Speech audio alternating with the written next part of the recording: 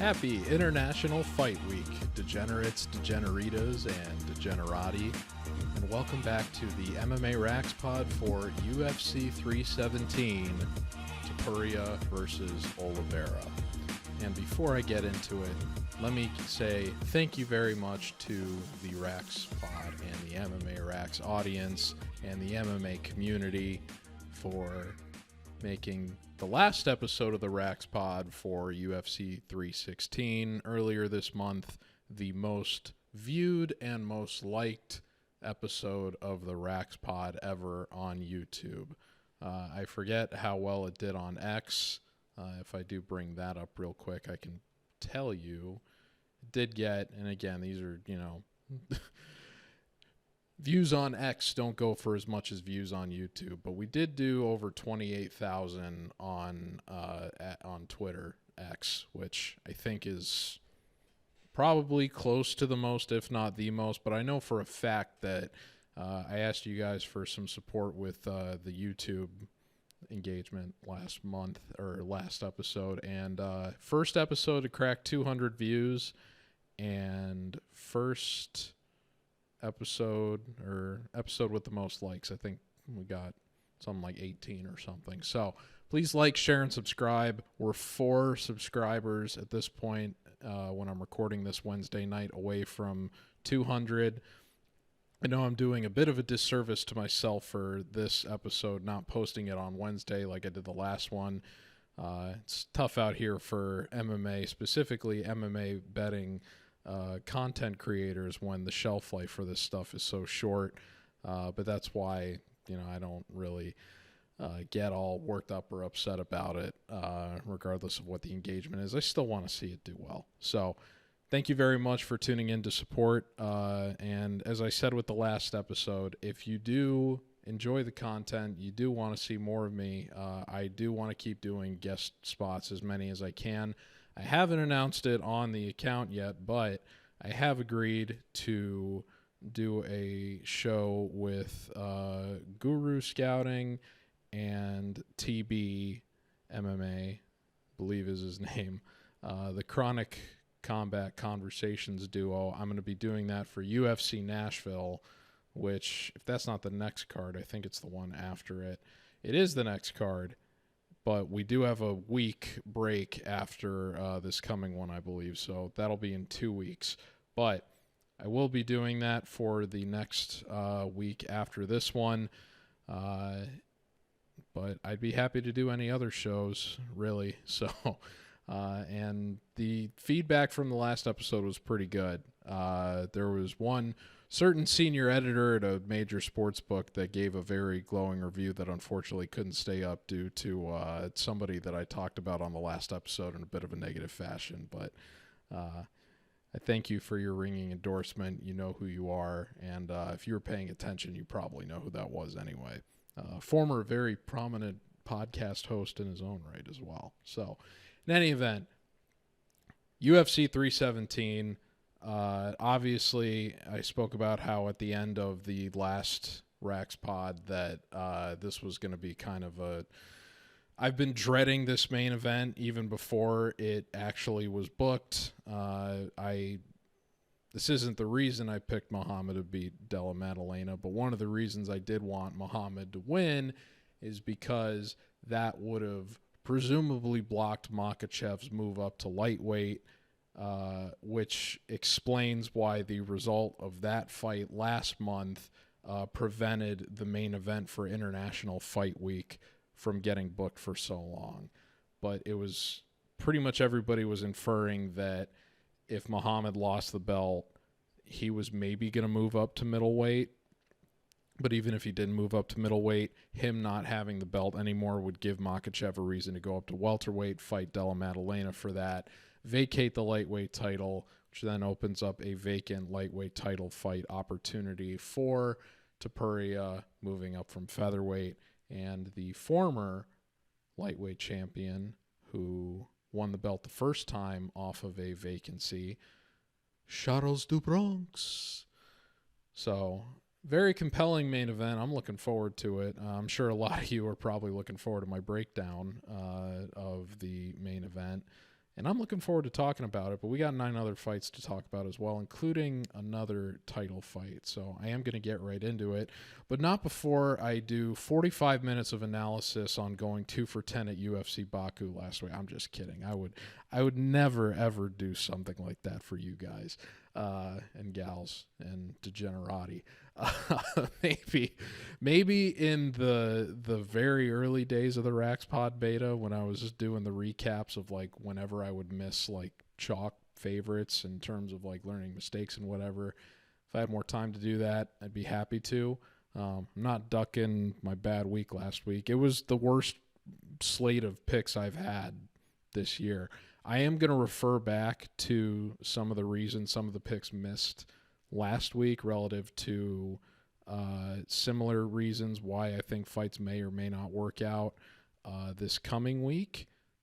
So I'll selectively do that throughout this show. But let me recommend, if you're still looking for a way to commiserate over what Irina Alekseeva and Melissa Mullins did to the MMA gambling community last week, I would recommend going to listen to Stat Diggers with DFS Brady and Uncle Wheezy. They did almost a 3-hour show, and nearly, I think at least the first half hour was spent commiserating about the fight IQ of Irina Alekseeva and Melissa Mullins and several of the other fighters on the card at UFC Baku, which most people would agree overall was a pretty awful event, all things considered. I'm at least happy that Iron Turtle won, that I didn't get reverse swept, and that I didn't put out Tagir Ulanbekov at 400 and watch him lose a split decision to Asad Maxum. So got to take the silver linings as they come. In any event, I'm looking forward to breaking down this card. Not necessarily the first fight, but you know, you gotta take the good with the bad. You know what I mean? And this. In the same way that the main event was kind of hastily thrown together, it feels like that this card was pretty hastily thrown together too. As a pay-per-view, I mean, I think that the main card is extremely solid. I think the undercard is fairly decent, but for the quality we've come to expect from an international fight week, this doesn't really quite measure up. As great as the main event is, and as interesting as several of these fights on the main card are, it was still a very hastily thrown together event overall that didn't really have a lot of time to gestate and incubate and create the hype among more casual fans that this sport frankly desperately needs right now.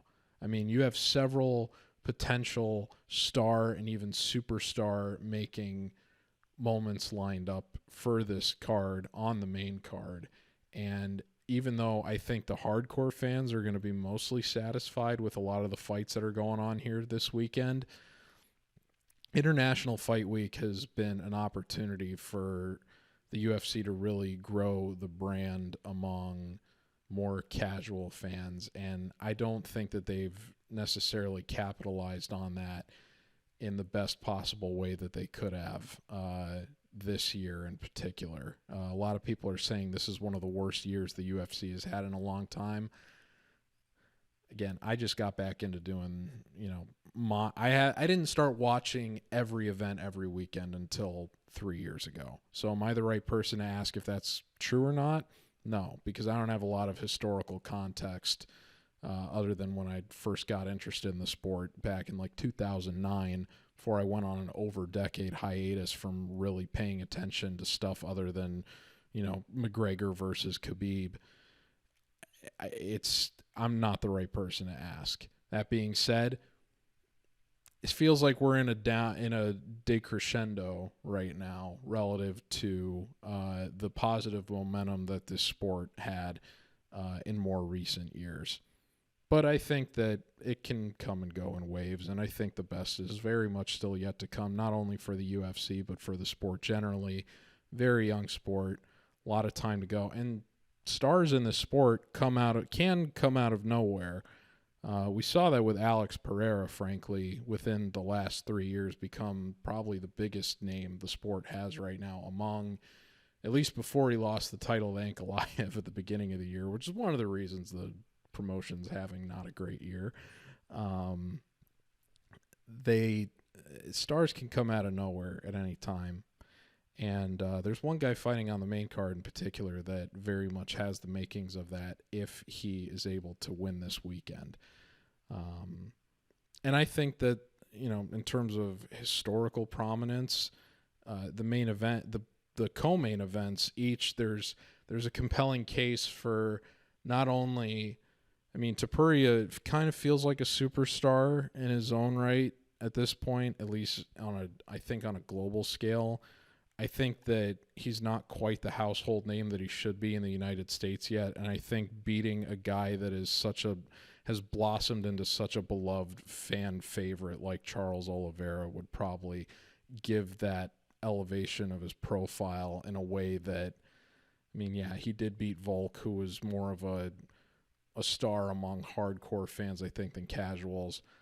Holloway, obviously, very, very popular fighter in his own right, and probably even more so than Oliveira in terms of beloved allegiance, but certainly was not at the peak of his powers the way that he was when he first, before he got into the trilogy with Volk, in which he got swept.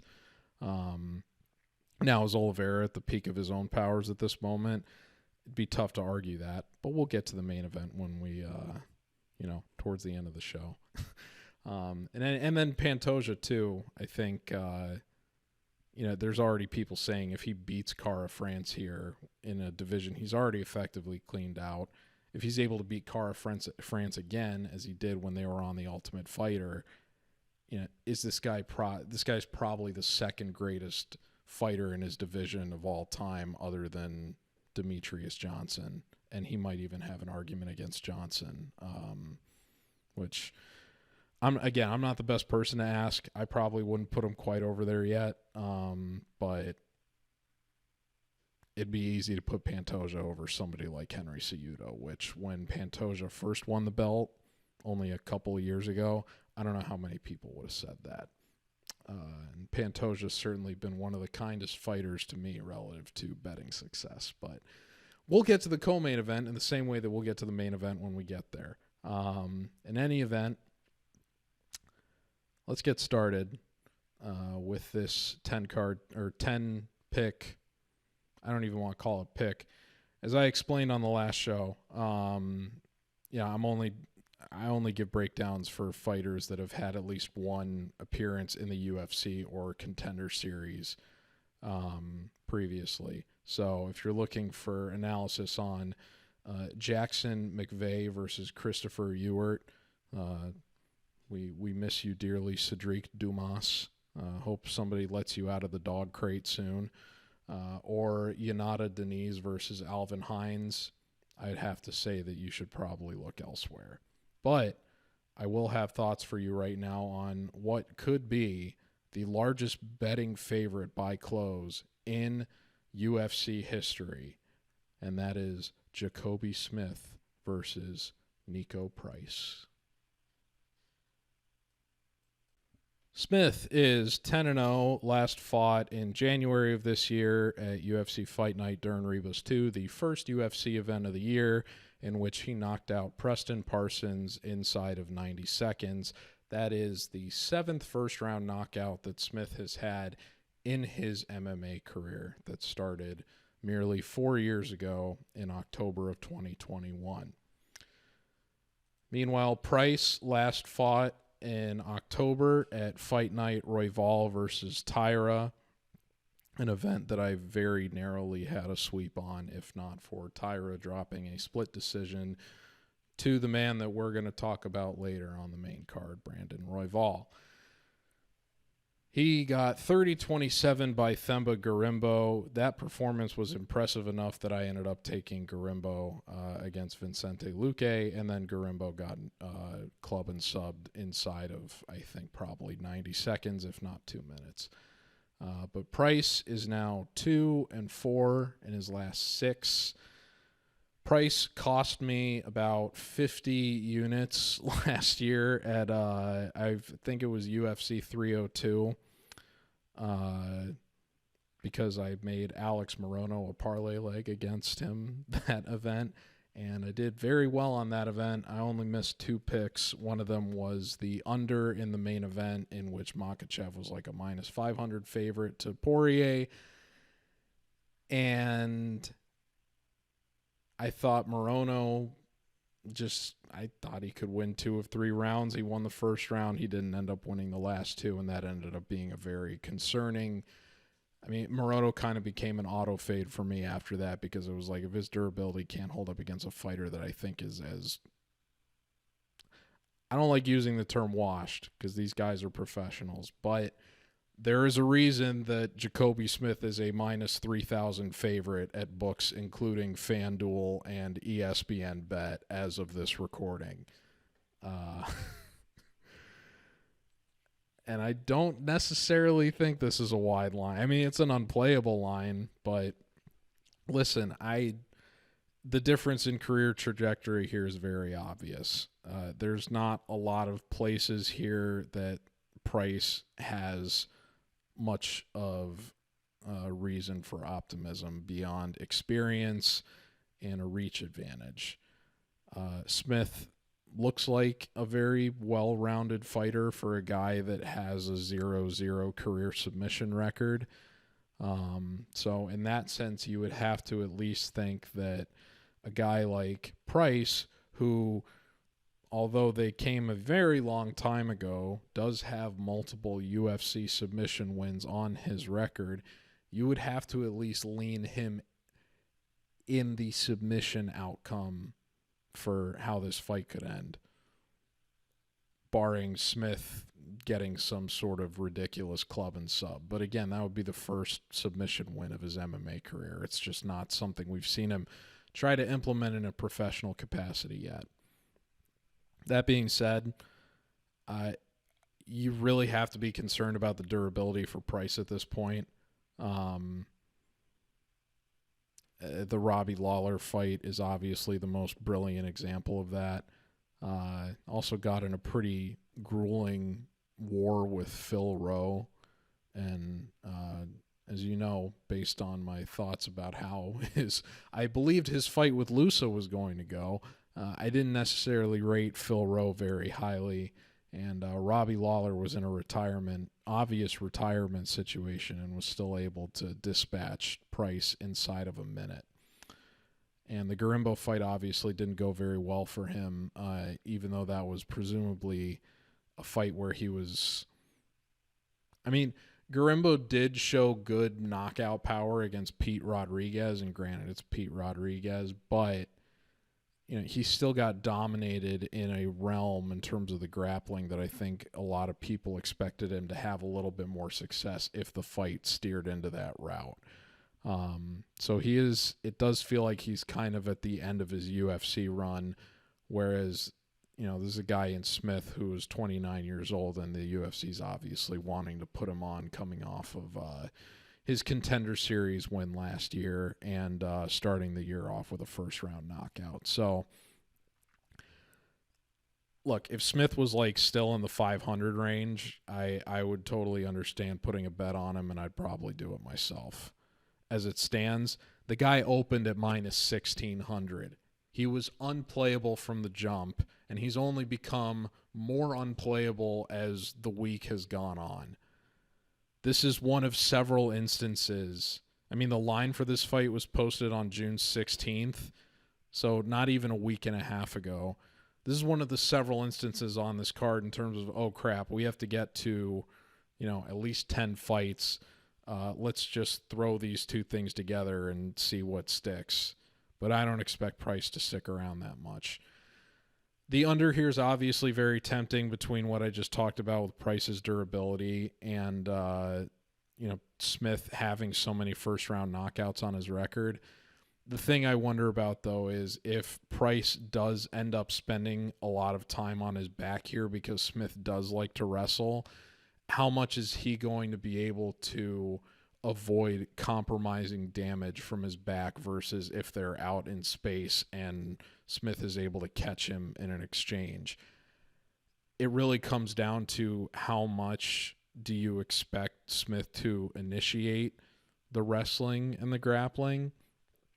And I don't think that there's a clear enough read at this point, particularly for a guy who through 2 appearances is averaging 11 and a half takedowns per 15 minutes, which obviously is not a realistic pace to keep up for anybody's UFC career. But it goes to show you how much time he spent in his Contender Series appearance trying to get after it in terms of wrestling. And that fight ended up going over 1.5, even though Christian Savoy was presumably very outmatched. I don't know what the line was for that fight, but I'm assuming Smith was an enormous favorite in that one as well. And if I bring it up, that'll confirm that he was, in fact, a minus 800 favorite against Christian Savoy at close. So, yeah, Smith probably wins here. I mean, I am going to say it'll be a first-round knockout just because that's been the most common reoccurrence for Smith. But I don't feel comfortable playing the under here, particularly at minus 270. I think there's a much more appetizing under opportunity further up this card, not much further up this card, which I will talk about next. But give me Jacobe Smith to win by first-round knockout, and I will say that he does end up getting a ground-and-pound TKO. But I would rather see him kind of test himself with Price at space, trust the fact that Price's durability is probably shot at this point and that he can find a KO on the feet that will, even though this is the last card on the early prelims, hopefully this one gets the people going, so to speak. So give me Jacobe Price, knockout, round 1. Shocking pick, right?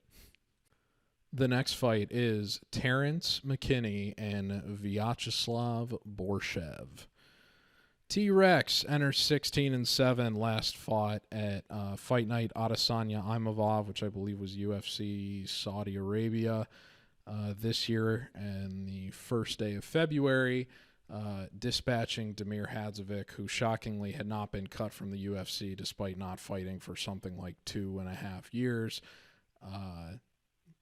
McKinney ran through him the way that he does in pretty much all of his wins, knocking out his opponent in just 2 minutes. Conversely, Slava Claus fought a week later at UFC 312 against Tom Nolan in a fight that was lined pretty competitively as a pick'em. I took Nolan in that one. I believe Nolan ended up winning 29-28, possibly 30-27. But we saw some wrinkles from Nolan's game. He did get 130-27. It was 29-28 otherwise. But fight was closer on significant strikes than I guess the scorecards would imply. 69 for Nolan versus 66 for Borshchev. And Borshchev was the much more accurate of the two. But Nolan was just busier overall, fought the more well-rounded approach, and took advantage of where Borshchev has shown weaknesses in the past and utilized that on his way to getting a win. And I believe that was in Australia as well, so it was a bit of a hometown spot, but that's one of the reasons why I felt good about picking Nolan there. Prior to that, got a split decision against James Jhonata in a fight that I took Jhonata as an underdog, and you could have scored it either way. I think Borshchev probably did have the stronger argument, but Jhonata came on strong, I think, the last 10 minutes, and at least one judge saw it in his favor. And then prior to that, was in another pick'em with Chase Hooper and got dropped by Chase Hooper. I was very confident in Chase Hooper. I've been a big endorser of Chase Hooper for a minute now. I think I've pretty much taken him in all of his fights. I would be surprised if there's anywhere I've faded him at this point. I don't think that there is, frankly. But yeah, somehow outstruck Borshchev in what was anticipated to be a striker versus grappler matchup, and then just totally, destroyed him on the ground, not only in terms of ultimately getting a submission that Borshchev tried to contend he didn't actually tap. He did. But also just brutal ground and pound, got a 10-8, very nearly a 10-7 in the first round, totally just outclassed Borshchev in every facet, including the striking, which really nobody anticipated. And that being said, it's the only time Borshchev has ever been finished in his MMA career, and it was over 1.5 rounds. So something's got to give here in this matchup, which is why it's a very intriguing one. Because McKinney, all but one of his appearances, his 23 appearances in his career have gone under 1.5. And I understand that there's some people, I mean, it was funny coming out of the Hadzovic fight that pretty much everybody, myself included, because guess what? I hedged on the under in that fight too, because McKinney was a big favorite. Pretty much everybody said McKinney unders have been free for a long time, and it's crazy the market hasn't caught up yet. So it was kind of stunning to me when I looked at this fight on Sunday and I saw, wow, the McKinney money line is the same price as the under 1.5 rounds. That, I think that is wrong. Like, if McKinney's the favorite, this fight is probably going to end under 1.5, and it should be juiced a little bit more than that. So let me get this pick out today before it potentially gets steamed. Go figure, as of Wednesday night, after I put it out at minus 171, which was previously the same price as McKinney's money line, the under 1.5 is now minus 240. So I think, at least pre-fight, that is a good read on my part. In terms of whether it plays out that way, we'll see.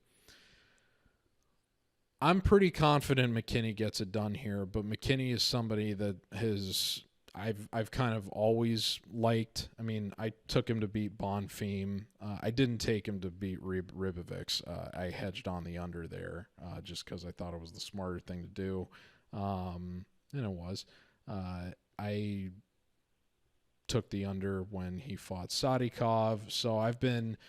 I kind of learned my lesson from the Bonfim fight in terms of I don't want to be left hanging with a McKinney ticket when the fight could have presumably gone under, because that's been every single one of his losses in his career, and only one of his fights in his MMA career, which was all the way back in 2018, went over. So, I mean, the smarter thing to do here is you look at it from two different sides. Would you rather have exposure to the potential for McKinney to win this over if the fight goes over the halfway point, which it could, because Borshchev has never been finished inside of 1.5 rounds, or would you rather have exposure to the potential for McKinney to kind of fall apart after the first 3 or so minutes when he realizes he's outmatched on the feet, if that happens, and he's not really quite sure what to do. And a guy like Borshchev, who has a lot of kickboxing experience, and even though we haven't really seen it lately, does have, credible one-punch power, and is going to obviously fight to his strengths and not put this on the ground and go for a knockout win if McKinney does kind of freeze up. Would you rather have exposure to the potential for McKinney to get knocked out in under 7.5 minutes, which is how he's lost all of his fights, even if Borshchev hasn't necessarily won a lot of fights inside 1.5 rounds, actually hasn't done that since his UFC debut when he fought Dakota Bush in January of 2022, as well as his Contender Series fight against Chris Duncan. A fight in which I believe he actually lost the first round and then ended up getting a knockout within the first 30 seconds of the second round. I would rather have exposure to the potential that McKinney gets knocked out, because that is what allowed my under 1.5 to successfully cash when he fought Nazim Sadikov, and Sadikov ended up submitting him within the first 90 seconds of the second round after surviving in a back triangle that McKinney had very deep in the first round, and as well as when he fought Esteban Ribovics, and Ribovics knocked him out with a head kick inside of a minute, even though Ribovics, I think, was a pretty healthy favorite in that fight. So I do think McKinney's going to win this. I frankly expect him to exploit Borshchev's takedown defense, just kind of swarm in immediately. Borshchev is going to start, trying to tee off. McKinney's just going to kind of force the car accident, so to speak, crash into him, take him down, and I think Borshchev probably gives up his back at some point, and McKinney just ends up getting a rear naked choke. Even though Borshchev has shown pretty good get-up game despite his takedown defense, I just think that McKinney is such an overwhelming force early that it's going to be too much for Borshchev to deal with. And we saw how these, even though he's technically taller than McKinney is and Hooper is much taller, I think that you would probably agree that Hooper was more of an athletic problem for Borshchev than the athleticism that Borshchev was presenting back to Hooper. And I think here it's obvious that McKinney's going to have the advantage in athleticism relative to Borshchev, even though Borshchev's only 33. So give me McKinney to win by first-round submission. It wouldn't surprise me if Borshchev is able to get an early second-round knockout or late first-round knockout, though. If McKinney encounters more resistance than anticipated, or Borshchev is able to stand up after getting taken down and McKinney's not able to get any mat returns, and then he just kind of freezes up trying to figure out the puzzle of Borshchev on the feet, and Borshchev is able to go in and kind of put him away, and McKinney kind of wilts as he has in a lot of his other fights where it hasn't been going his way immediately. So, but McKinney's a guy that I've liked for a long time. He was the first underdog I ever picked ever, and that was when he beat Fares Ziam. So I want to believe that the best is yet to come for this guy, even though a lot of people would or seem to think that he's kind of a figured out commodity at this point, and that it's not really clear where his ceiling is, but that he's not going to be able to go very far just because he's a fighter that has still never gone the distance despite all his experience, and he seems to be 5 minutes and then just checked out at this level.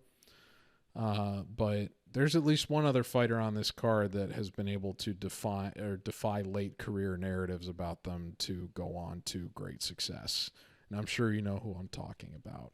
I'm not saying McKinney is do Bronx, but I am saying that McKinney has all of the tools to be a very dangerous fighter in just about any matchup. And I think he'll be dangerous here once again. So give me Terrance McKinney, round 1 submission. The next fight is Tracy Cortez and Viviane Araujo. I'm not sure what the Brazilian pronunciation is. That was more Spanish. In any event, Cortez enters 11-2, has not fought since her 2 weeks notice main event at UFC Denver last year with Rose Namajunas, in which she lost a unanimous decision that at least one judge scored 48-47. So you could have made an argument that she found a way to win at least 2 of the rounds. I think the most surprising thing about that fight was how much success Rose had on the ground, particularly earlier in the fight when she hit Cortez so hard that it knocked off one of her fake eyelashes. You would have thought Rose was just going to piece her up, and she didn't really opt to fight to her strengths. And even though 2 of the judges scored at 49-46, you wonder how much more dominant of a performance it could have been if Rose had leaned into that more. Araujo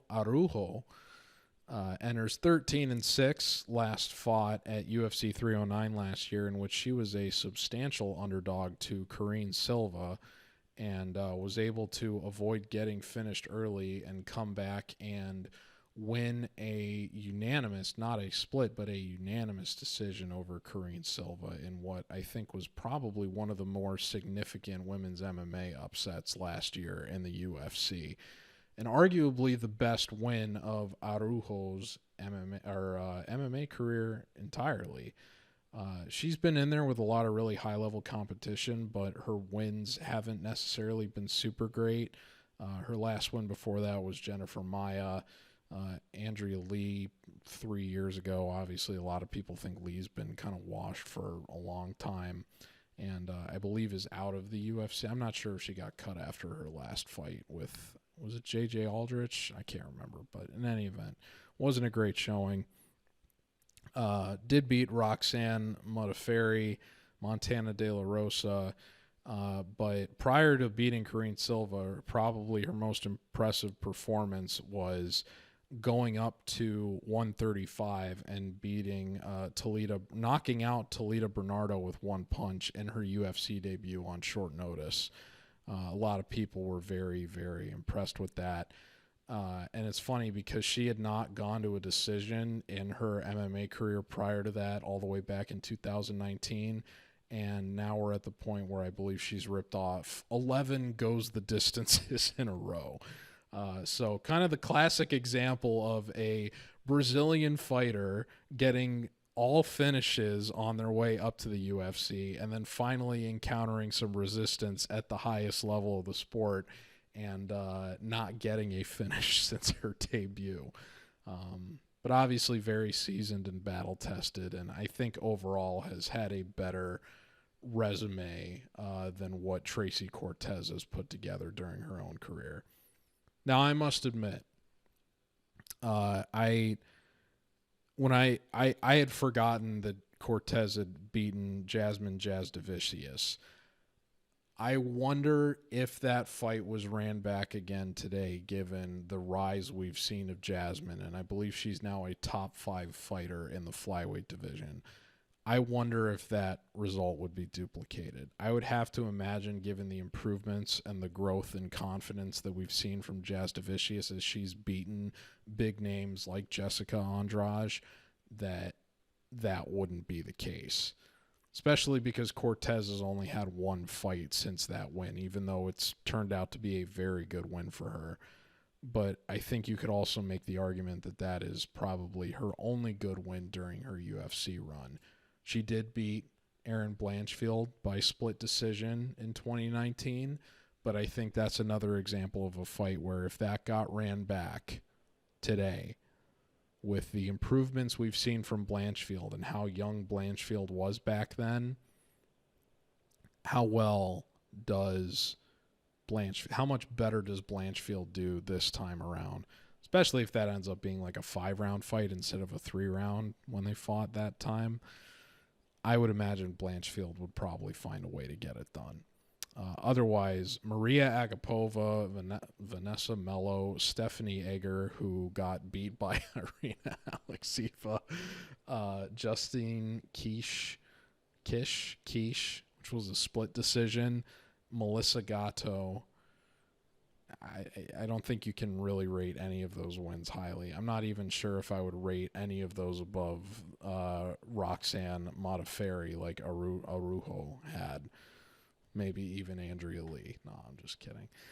But in any event, I get why Cortez is like a minus 250 favorite here, and it's not just, simp bets, even though I think that certainly has something to do with it. I do think that people are overlooking the fact that Cortez hasn't fought for so long. I mean, it's been almost a year, and prior to that, she hadn't fought for almost 10 months. Or about 10 months, and then took that fight on short notice against Namajunas. And granted, because the fight was a short notice appearance against easily the most difficult opponent she's faced in her career in a 5-round fight, you do have to give Cortez some grace for that result and the fact that it was the first loss she's taken since her MMA debut and her first loss in the UFC. But again, it feels like Cortez is a bit of it feels like she's just kind of propped up a little bit just because she's considered one of the most attractive fighters in the UFC. That's just my read on it. I'm not saying she doesn't deserve to be in the UFC. I'm not saying that she doesn't deserve to have a main event with Rose Namajunas. But I do think that there are women that she has beaten on her resume that if you rematch them in a fight this year would beat her relative to how active she has been and how her career has gone. And for that reason alone, I think this line is a little bit wide. Even with Araujo being 38 years old compared to Cortez at 31, she's simply been more active and has tested herself against a much higher level of competition, despite losing a lot of these fights and losing them, frankly, in some bad ways.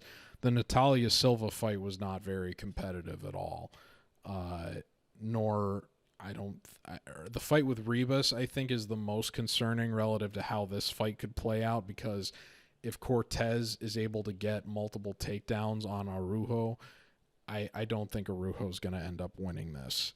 Now, whether or not Cortez is able to actually get those remains to be seen, because Araujo does have 80% career takedown defense. So if that does hold up and she's able to mostly keep this on the wall, which is where she tried to direct a lot of her fight with Silva into, I think that she could have some success in the clinch that ends up steering this in a direction that the UFC doesn't necessarily want it to go.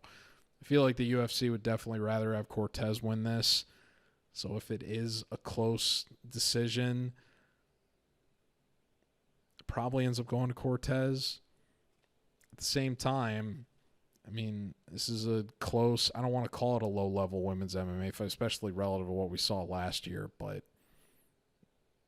you know, it could, I think most people would agree that this is a much closer fight than the line would provide, and I think that what explains a lot of that is, you know, just people kind of blindly looking at Araujo being 38 relative to Cortez 31, and also people looking at Cortez and just being like, oh, I'm a fan.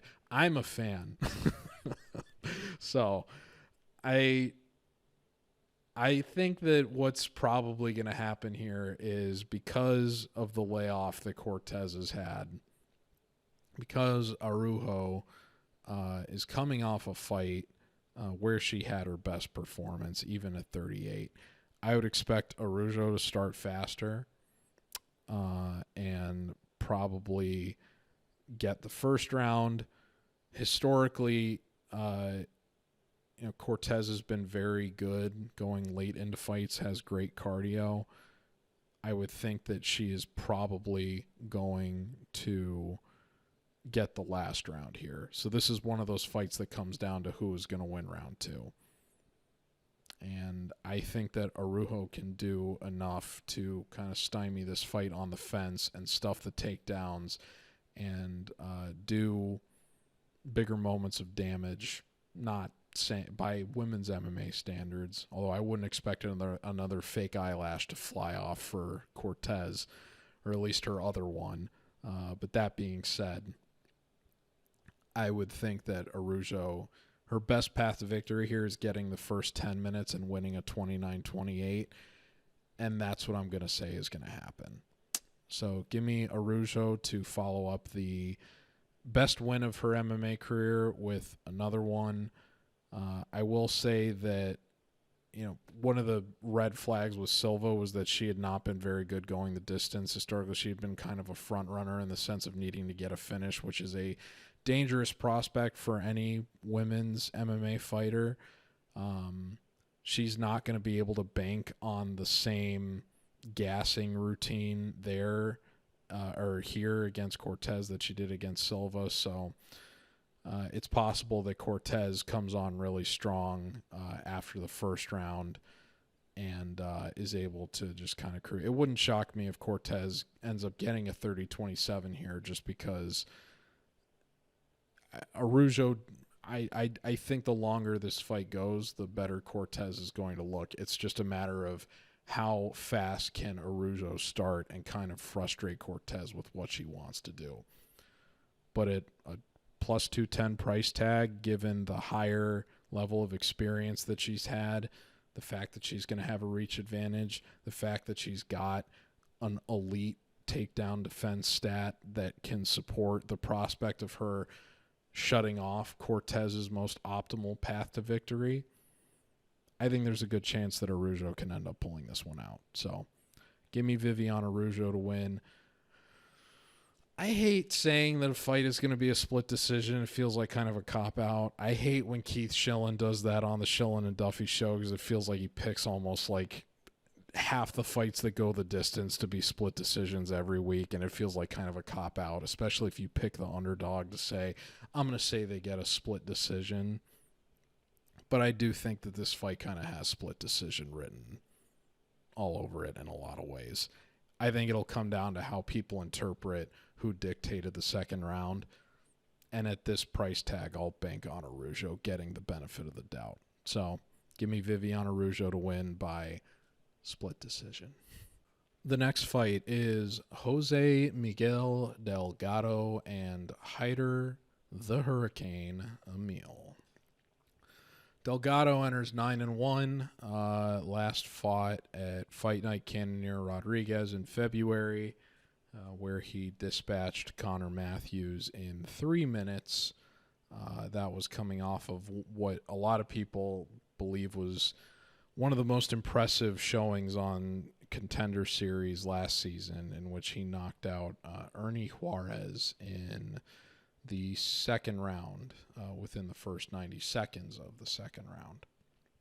Conversely, Hyder Amil is 11-0. I did back him as an underdog to beat William Gomis and get justice for Joanderson Brito after Gomis got a split decision that he didn't deserve in France last year at Fight Night Moicano versus Saint-Denis. And then Gomis had another fight go to split decision, but this time it was in the Apex, and the judges did not give him the same benefit of the doubt they saw kindly upon Hyder Amil and his dual action knee braces or knee sleeves, if you want to call them that. And Hyder Amil was rewarded for just not ever relenting on the pressure and striking against the fence, and was given a 29-28 split decision in which I believe he took the last 10 minutes of the fight. That was at Fight Night Kape versus Almabayev. I took quite a few underdogs that night, including Almabayev. I don't quite remember how. I think I went maybe 2 for 4 on underdogs, and Amil was one of them. So I was very happy with how that fight went, because that was one of the ones where a lot of people were like, oh, Gomis is going to win, and, how can you pick against Gomis here?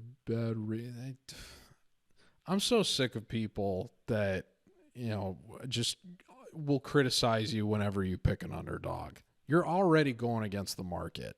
Like, you should be commended for that in a certain respect. Now, if you're taking all underdogs and going underdog crazy, that's different. There's some bettors that do that, and it just ends up hurting their long-term percentage. But I'm confident enough in my long-term success and my record that, when I see an opportunity with an underdog, in most cases, I don't mind pursuing it. And I don't mind being incorrect, even in a case where I go something like 2 for 10, like last week, and miss both of the underdog plays or plus money plays that I put out. Am I satisfied with that? Obviously not. Am I lamenting it for weeks on end? No. You can't let results like that bother you, especially if you're pursuing like a parlay-only MMA or betting strategy.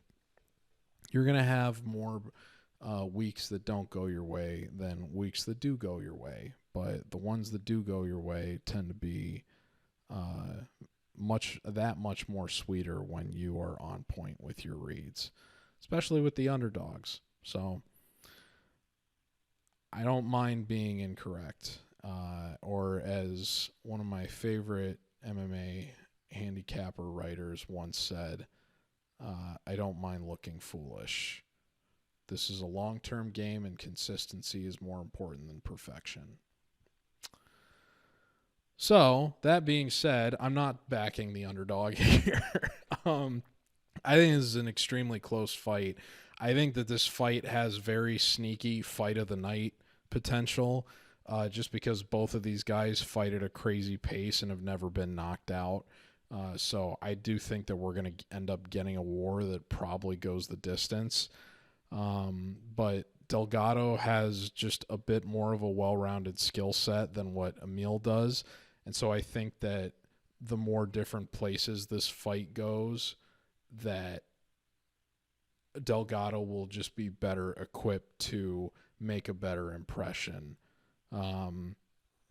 He is going to have a reach advantage here. He is the younger guy between the two, although Amil in a pretty good spot for 35 relative to attrition, given he obviously, even though he doesn't have a ton of high-level MMA experience at this point, it's not like he's fighting any super big steps up in competition. Certainly isn't a step up in competition for Amil the way that it certainly is for Delgado coming off the Connor Matthews result. So I very much recognize that. Amil's also shown very good takedown defense if he wants to try to shut off the wrestling threat from Delgado and keep this on the feet. And obviously the guy fights at like just a crazy enough pace that, yeah, I think he can make a very good impression with the volume. But the thing is, Delgado in the fights that he's had is one of these guys that I think has proven he can match the output that Amil is giving out there. Even though Delgado technically doesn't have a fight or a win going the distance yet in his MMA career, he's only 10 fights into it. He does have multiple third-round finishes on his resume, so I'm not totally convinced that his cardio is in a bad spot. My understanding is that fight he lost by decision was also a fighter that opted to kind of wrestle, and I don't want to say lay and pray, but it was very much a ground control based decision that is not necessarily what we're going to see from Hyder Amil here. We know that that's not the way that the guy wants to optimally fight. So I do think I don't blame anybody taking Amil as an underdog here, because I did that in the last fight against an opponent that was, I think, around the same price that Gomi is here, probably even juiced a little bit more. And Delgado's a more unproven commodity.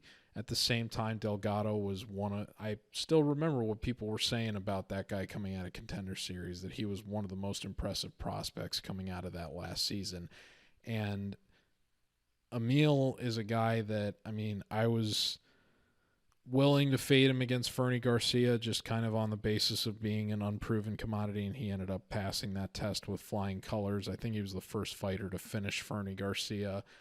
Zhang Li, obviously, that fight was insane, very much befitting of the Hurricane nickname, but obviously we've kind of seen Zhang Li not necessarily have his own career age well in his own right since that fight happened, and certainly didn't show the kind of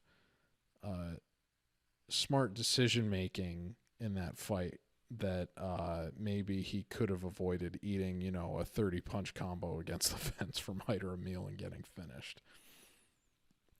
The Gomi fight obviously was very impressive. So if you want to take Amil on that basis, it's hard for me to argue against it because I have this one graded very close.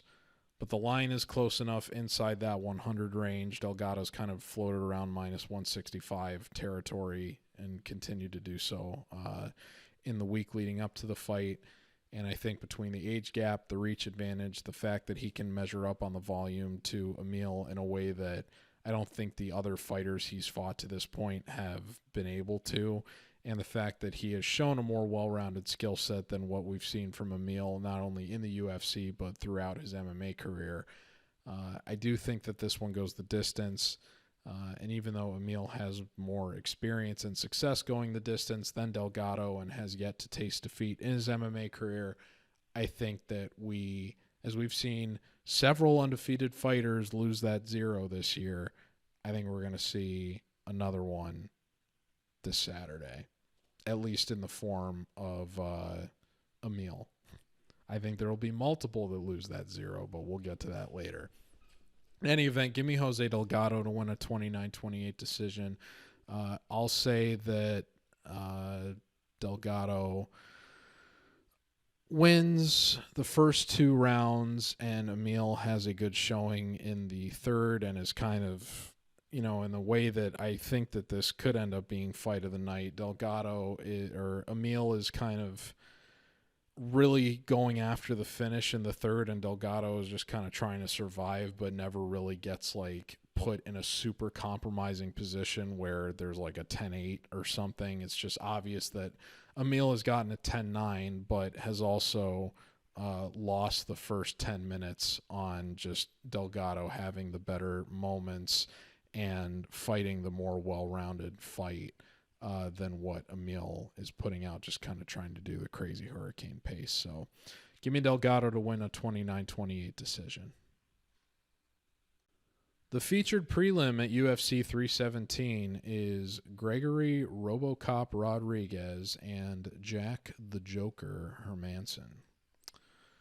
Rodrigues enters 16-6, had a main event with Jared Cannonier in mid-February where I don't know if he got a 10-8. I think he probably should have based on multiple knockdowns in that first round with Cannonier and very nearly finished him, but was not able to put Cannonier away. Cannonier recovered very well between rounds. I do think a lot of people forget that, even though Cannonier won round 2, a lot of people just kind of say, oh, Rodrigues gassed out in that fight, and that's why he left. That's not why he lost. Rodrigues was winning that third round up until the last minute, where I believe Cannonier caught him with either an elbow or a knee that ended up hurting him really, really bad. And by that point, between the mounting damage that had taken place over the course of the second round, Cannonier was able to finish him almost as soon as they came out of the corner for the fourth round. So it was really that last minute of the third round that ended up dictating the result of that, much more than any gas tank allegations on the side of RoboCop. Because people forget, he got a 30-27 fighting a very grapple heavy, presumably taxing game plan against Christian Leroy Duncan in his previous fight prior to that prompted him getting the main event in his next appearance. So and Jared Cannonier is a unicorn. I don't think there's a lot of shame in that result. Conversely, Jack Hermansson has not fought since his own main event with Joe Pyfer all the way back in February of last year, in which he dropped the first 2 rounds to Pyfer, but was presumably banking on Pyfer not having the gas for a 5-round fight and just trying to survive and then kind of outpoint him from there.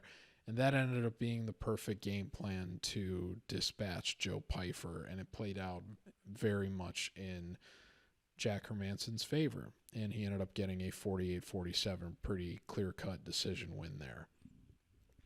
Prior to that, had not fought for about not over 2 years, almost a year and a half after getting put in a bizarre calf.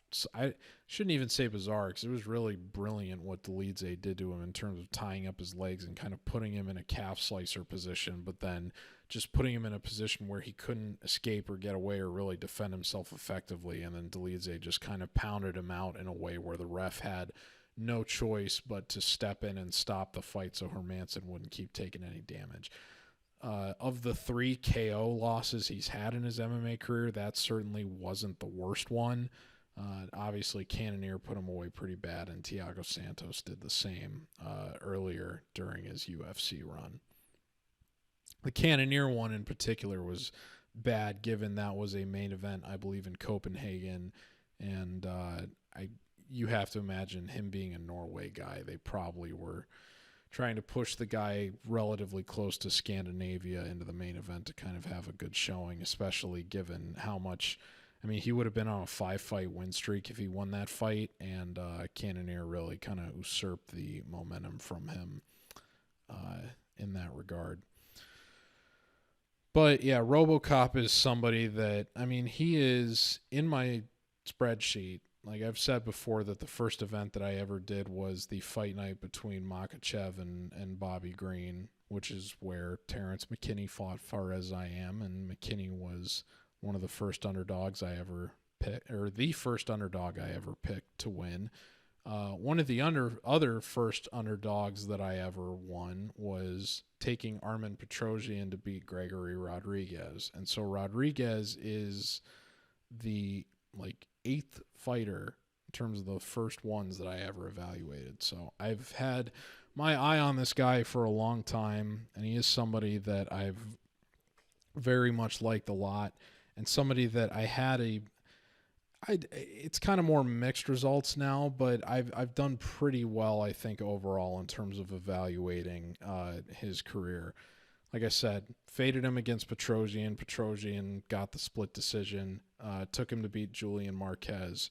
I took Chidi Njokuani to beat RoboCop, and Njokuani, he suffered one of the worst cuts you'll ever see in the middle of his face in that fight with Njokuani. That Njokuani, I think, won the first round in before Rodrigues was able to turn it around in the second and come back and get the knockout within the first 90 seconds of that second round. So I was wrong there.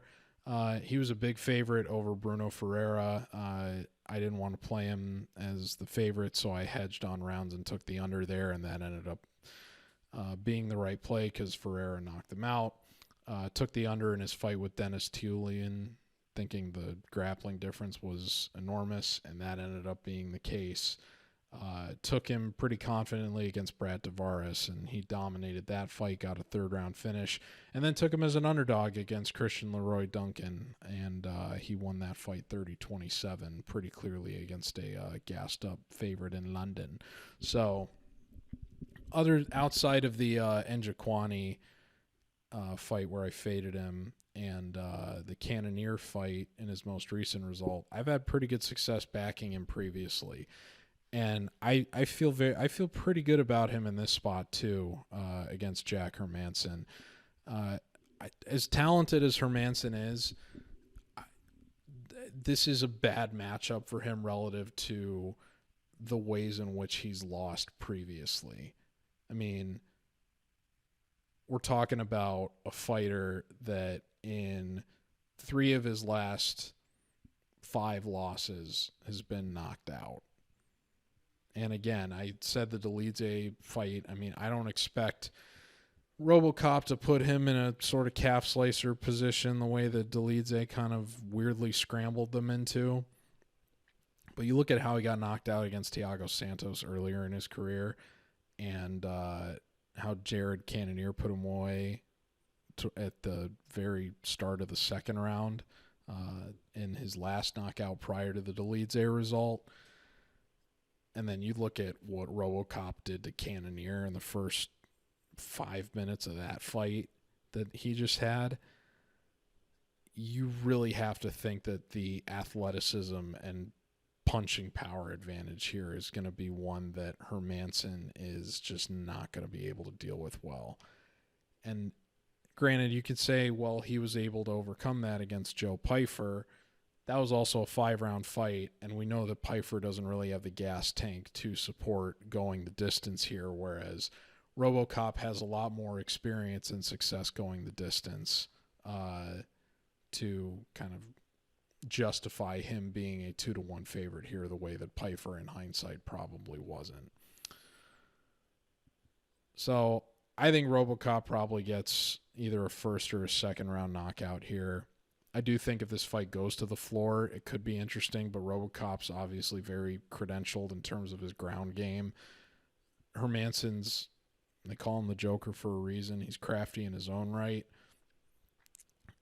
If it does go to the floor, I don't really expect it to go to the floor just because these guys both have really good takedown defense. I think RoboCop is probably going to try to exploit his punching power advantage and take advantage of where Hermansson is at. And the last thing I'll say, too, is that, again, I mean, Hermansson's fought once in the last 3 years. Really 2.5 years if we're counting this year as half a year. But, again, one appearance in the last 3 years.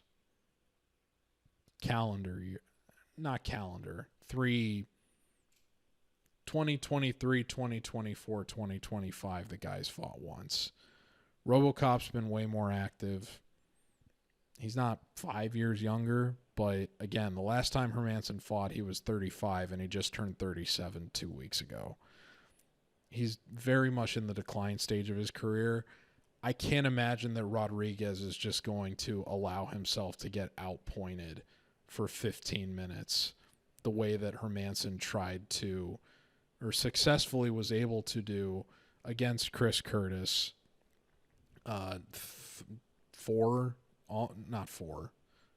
3 years ago now, and the way that he was able to do against Joe Pyfer, but only because that was a 5-round fight instead of a 3-round fight.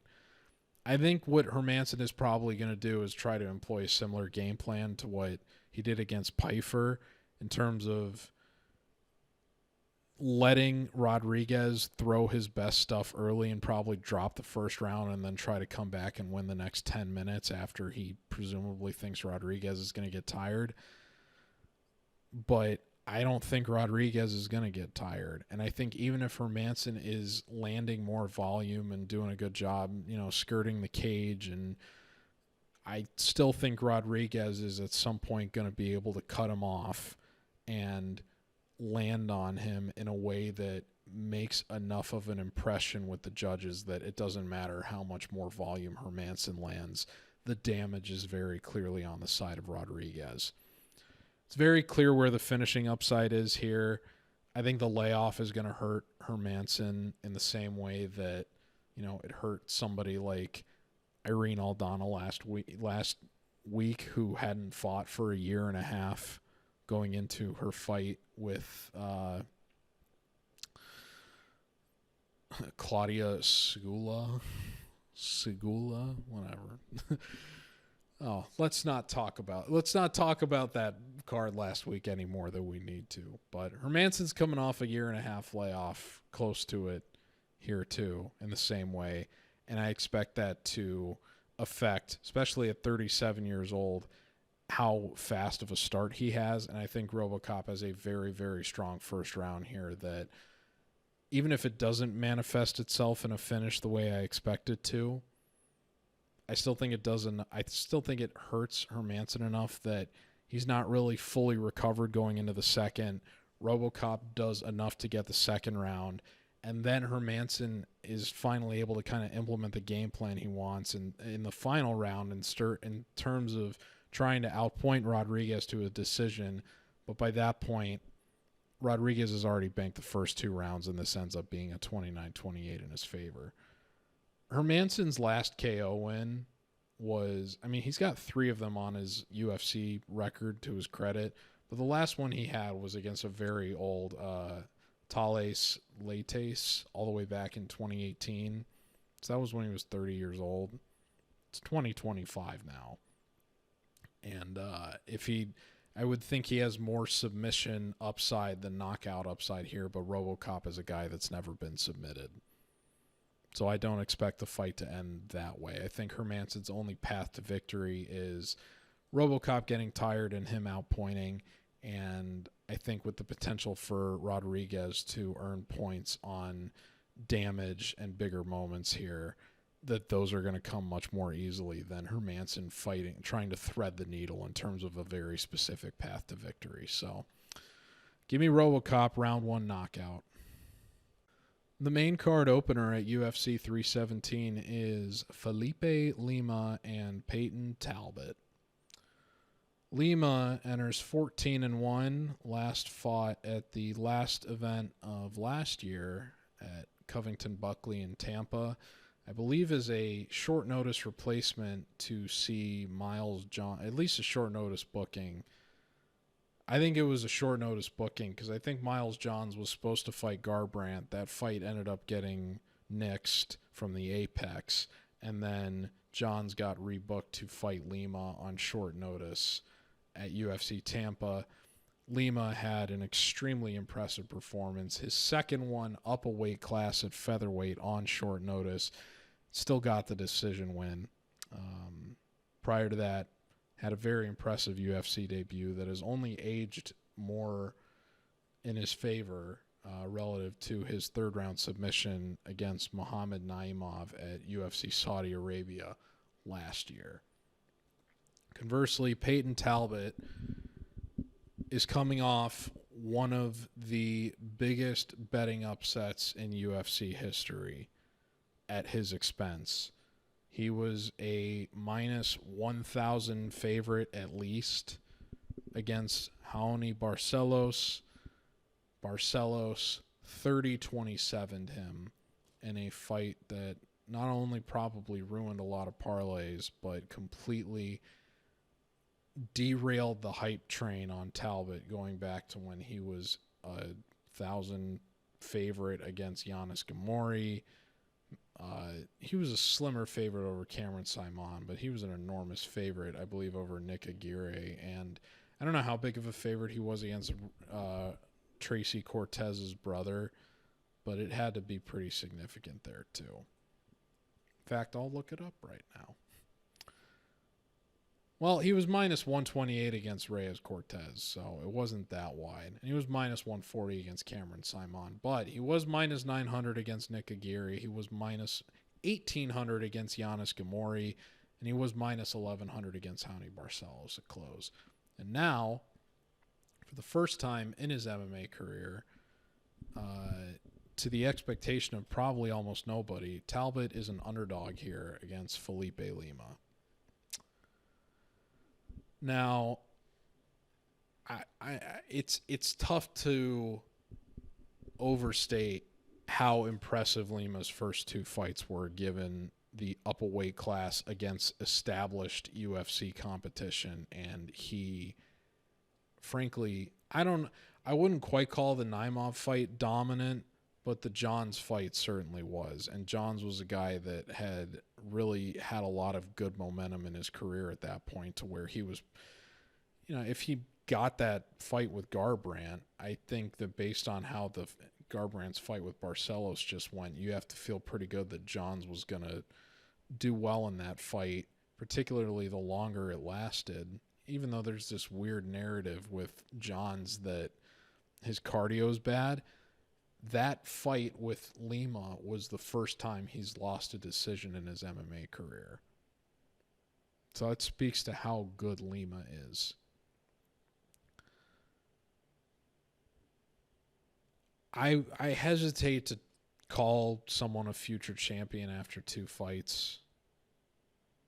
I mean, it's frankly a ridiculous thing to assert based on how many different things or directions or trajectories a career can take in its infancy like this,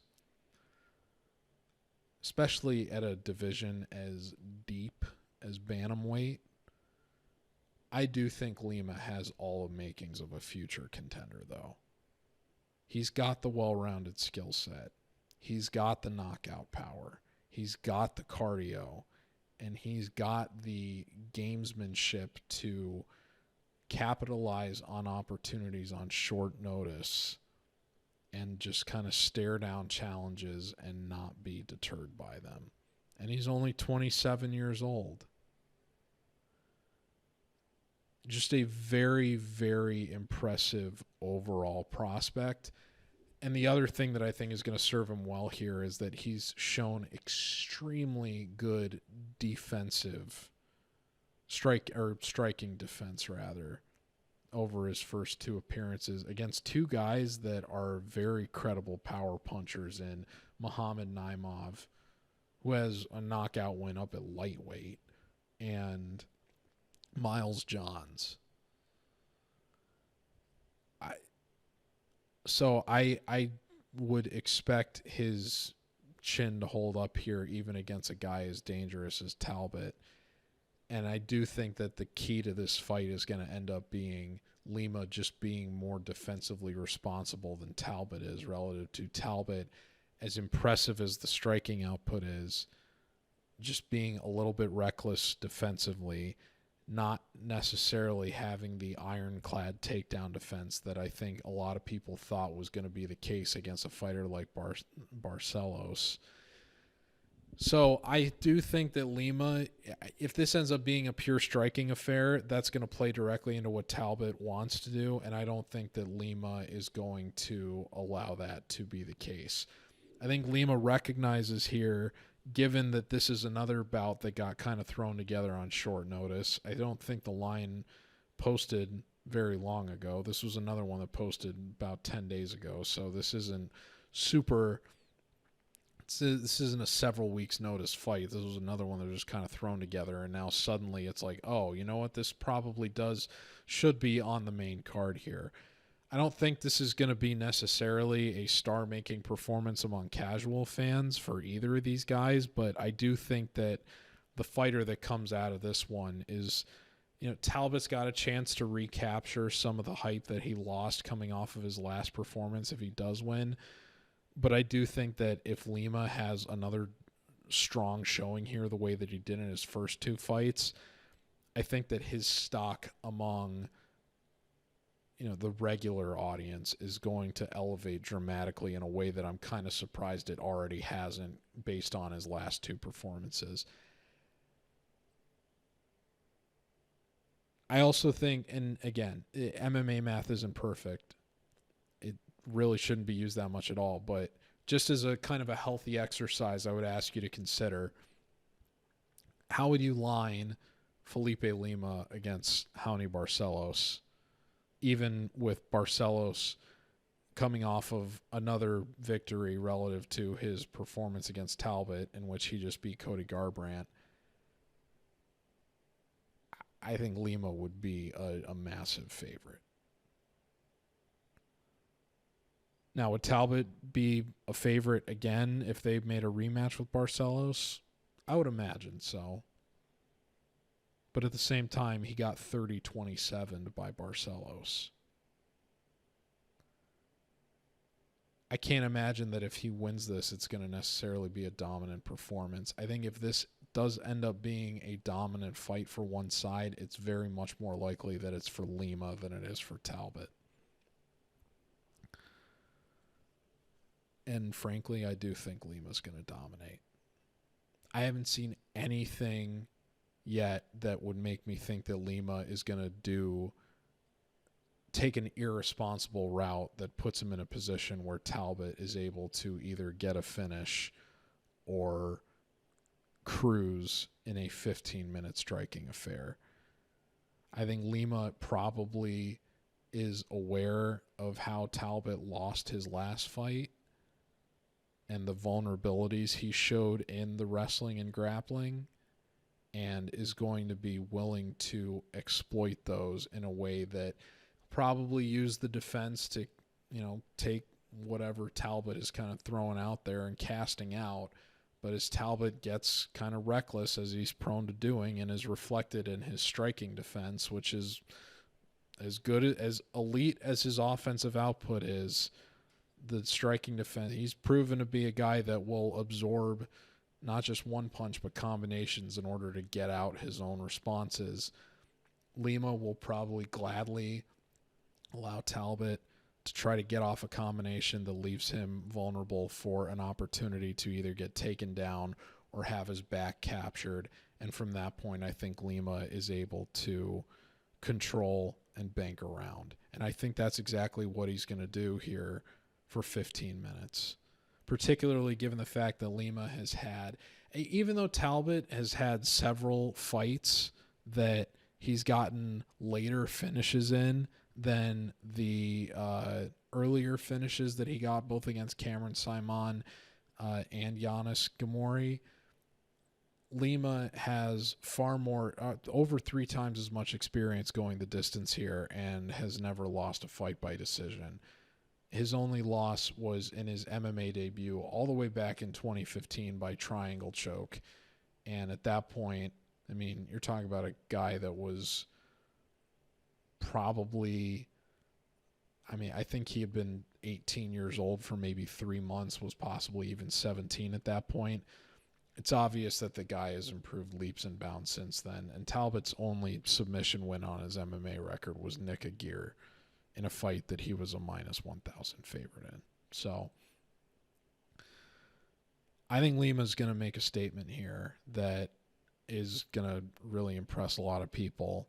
I think a lot of people are probably going to unnecessarily take a dump on Talbott. That being said, I think it would be hilarious if Frank Ocean ended up writing a song called Jungle Boy at Talbott's expense. Because Felipe Lima's nickname is Jungle Boy, not for any other reason. Then again, you would think that Frank Ocean would have already written a ballad about Raoni Barcelos by now. But in any event, give me Felipe Lima to win by 30-27 decision in a fight that he never really allows Talbott to get a successful moment off of. And I think a lot of people are going to be left wondering, what does a bounce back for Talbott look like at this point? Is this a guy that we feed to Malcolm Wellmaker? The next fight is a rebooking of a fight from UFC 311 in the form of Renato Moicano and Beneil Dariush. Moicano, after that fight, ended up getting scrapped because they needed a replacement for Arman Tsarukyan, who blew out his back trying to impress Nina Drama. Moicano lost the UFC lightweight title opportunity after getting Darce choked by Islam Makhachev in the first round in a fight that was almost immediately like minus 1,000 in favor of Makhachev and was frankly never really close. I embarrassingly misread the line on that one in terms of the over-under and thought I was getting the under at plus money, and then upon rereading the line realized that I had gotten it wrong and apologized for that. And because I had a lot of people saying, like, wow, where can I bet that? And I was like, you bet online. Oh, wait, no, you can't, because I read it backwards, because they had like the over and the under 2.5 placement flipped relative to where it was on the rest of the selection screen for some reason. So I read it backwards. I apologize for that. And so that was the first time that I've ever put out a stay away for any main event on any UFC event since I started doing this. But I felt pretty justified because that fight came together in less than 24 hours. Unfortunately for Dariush, fortunately for him, he did get his fight and he did get his show and his win bonus. But didn't really get the elevation in stock out of it. I'm sure it was probably devastating for him to see Moicano get selected for the emergency title shot as opposed to himself. At the same time, he was a guy coming off back-to-back losses where Moicano was on a 4-fight win streak.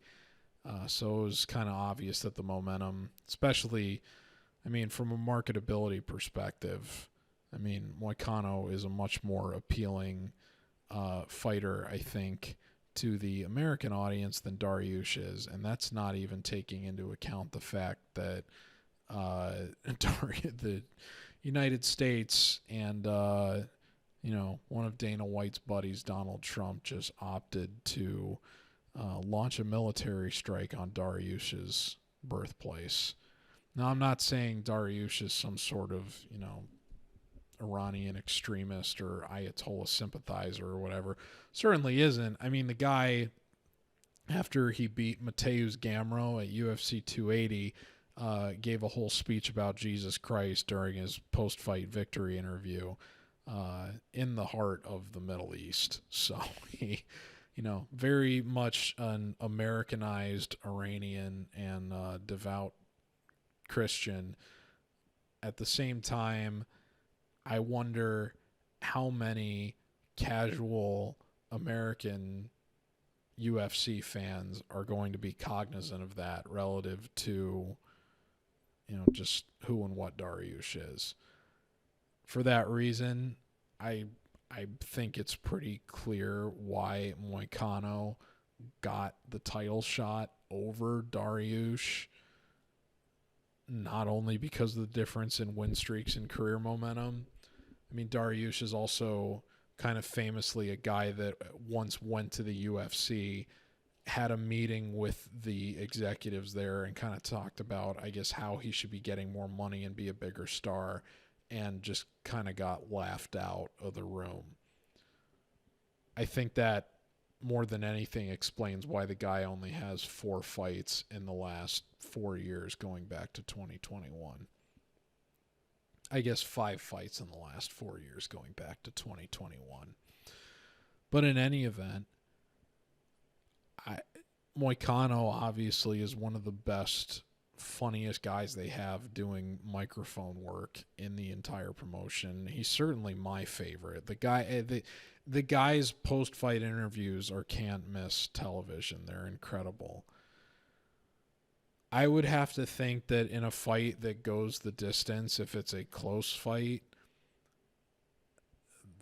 they're probably going to lean Moicano for those reasons that I just laid out there. This is an extremely close fight, extremely tough to call. I don't know if I didn't listen back to the breakdown that I gave on the 311 show that I did. But not a lot of the variables have changed here.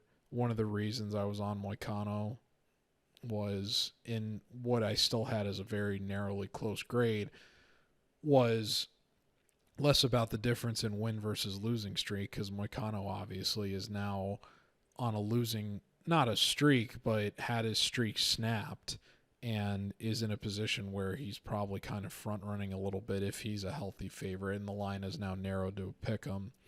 But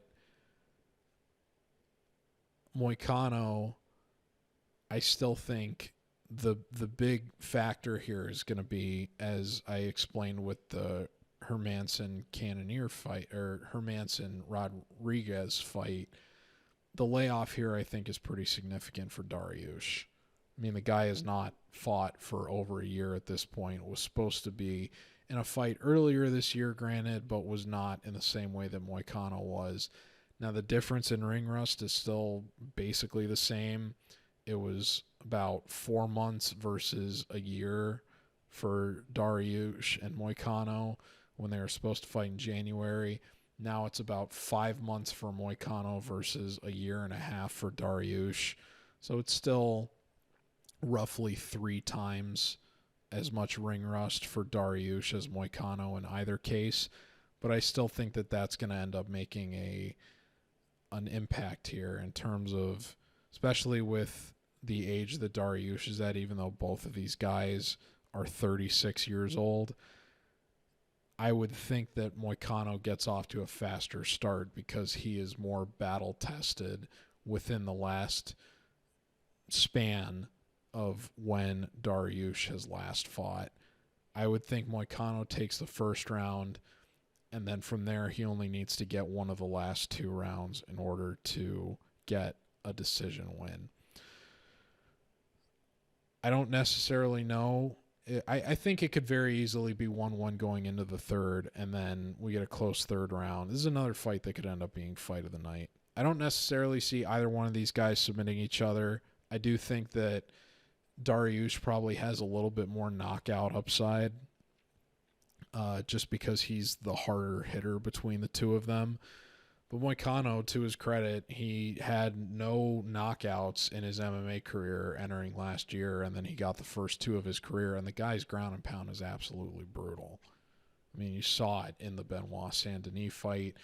I think he did good ground and pound work against Drew Dober, too, and his ground and pound in a comeback effort against Jalen Turner is what ended up getting him that result, too. So, is it possible Dariush drops Moicano in the same way that Jalen Turner did, and that Dariush is smarter about going and finishing the fight and gets the result there? Certainly.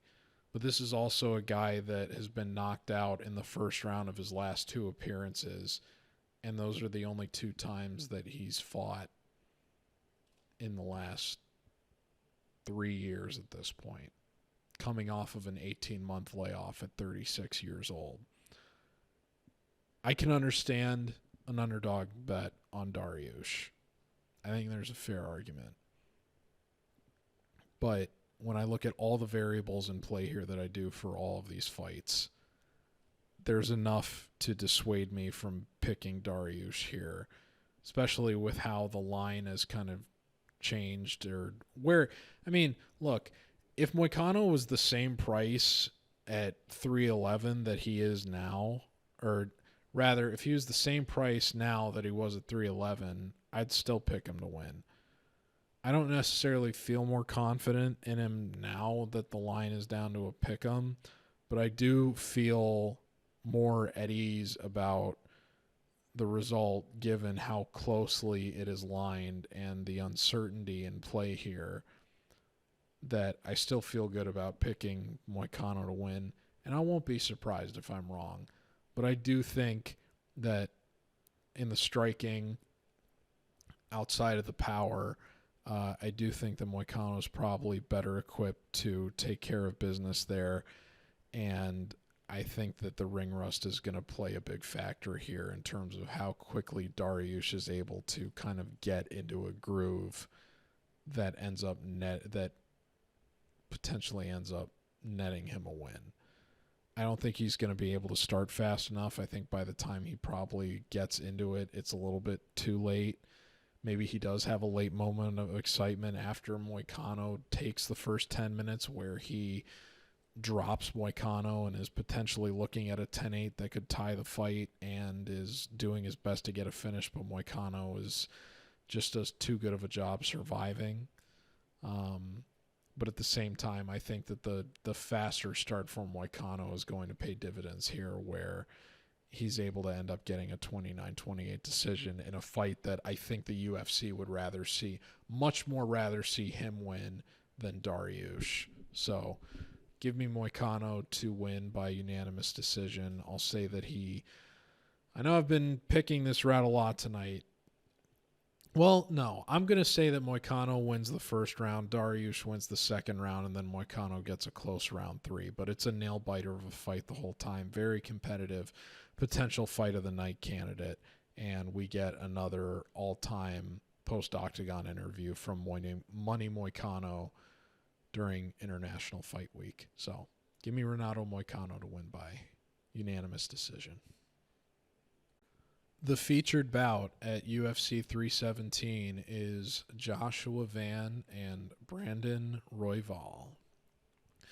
Van enters 14-2, last fought at the last pay-per-view, 316, merely 3 weeks ago, where he styled on Bruno Silva and was able to find a third-round knockout in the last minute of the fight.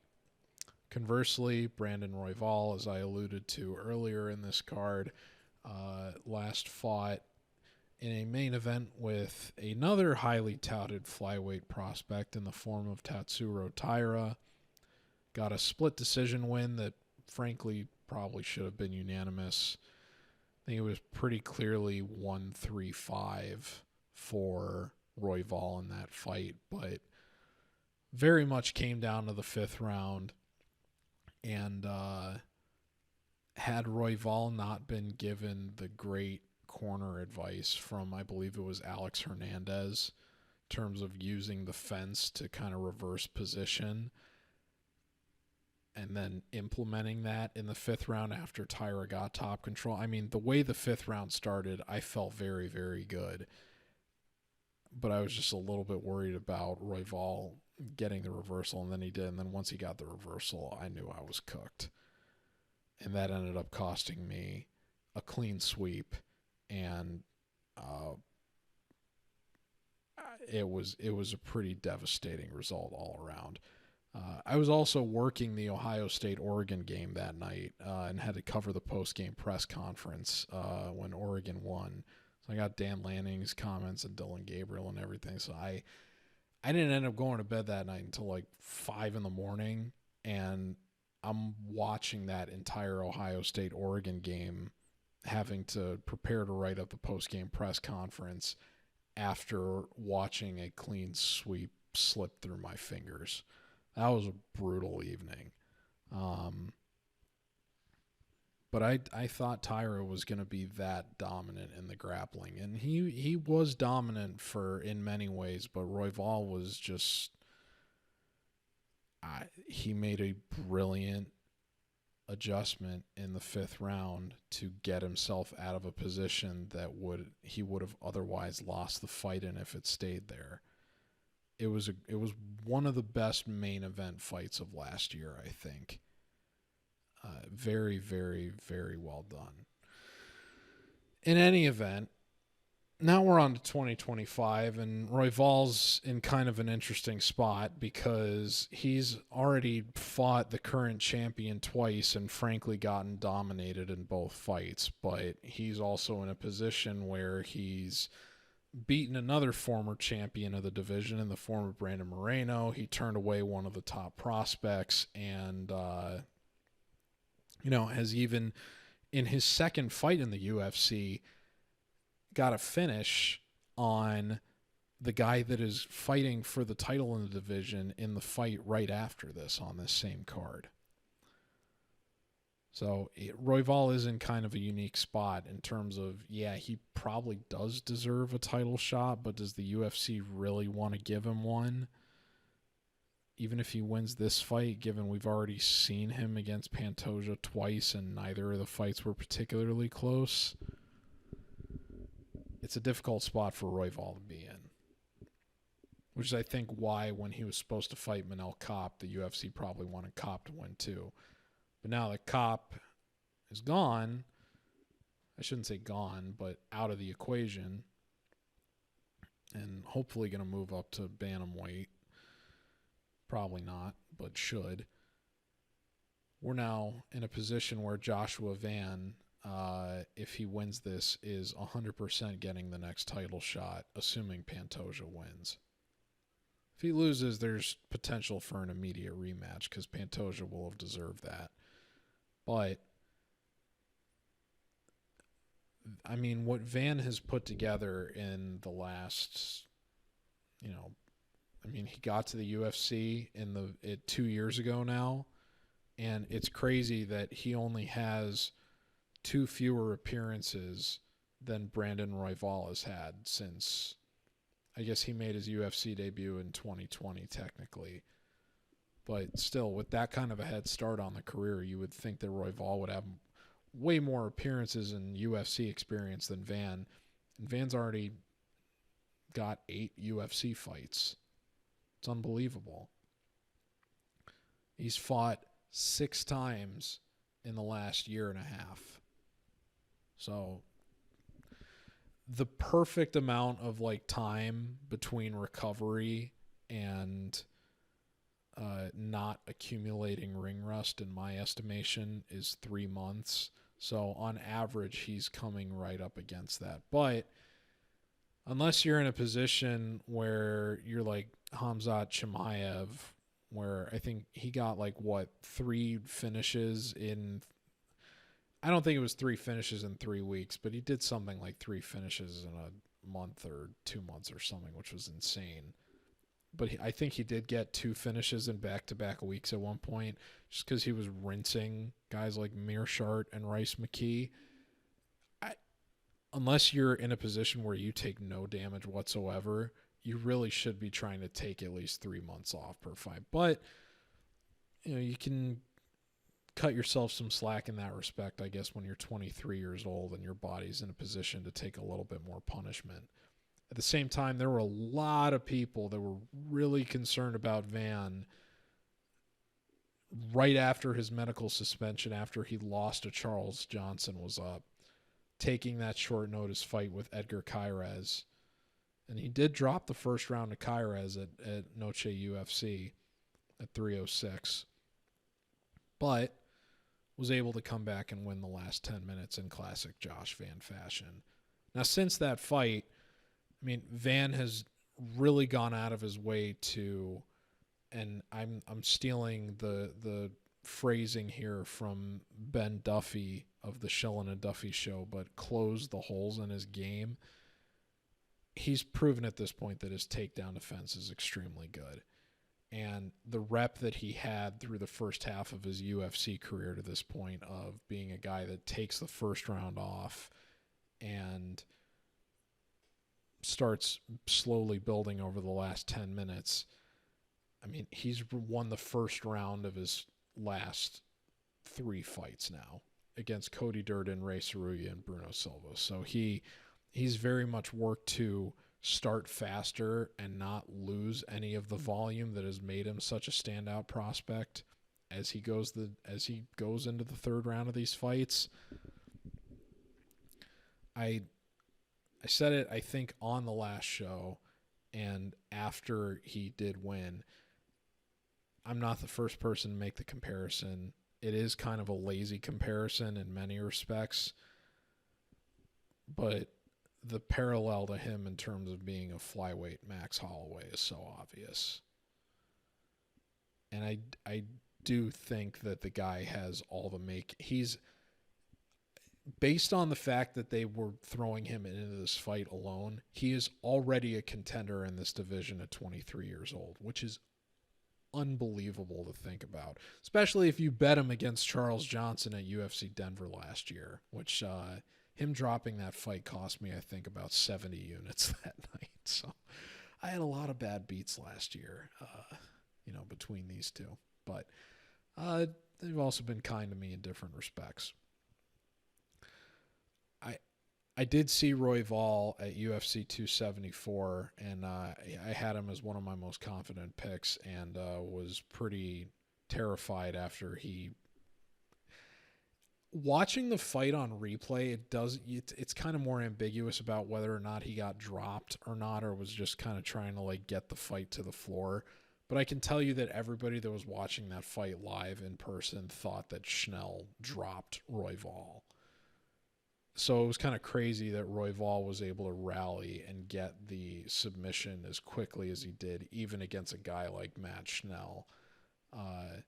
That fight felt so much longer than less than 2.5 minutes.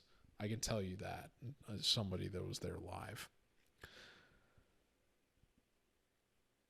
Now, the other thing that I'll say about Royval is one of the reasons that I felt good about Tyra was that I expected Tyra to have the better gas tank, and that we've kind of seen Royval not really do well in a lot of these unanimous decisions, or just decisions generally in his career.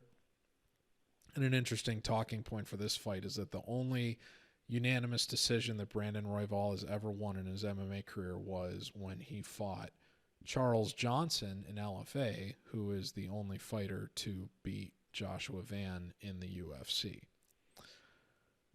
Other than that, Royval has almost always gone to all of his decision wins are splits, or he's ended up losing decisions to fighters like Pantoja or Casey Kenny, or much earlier on regional competition when he was at a younger age before he got to the UFC.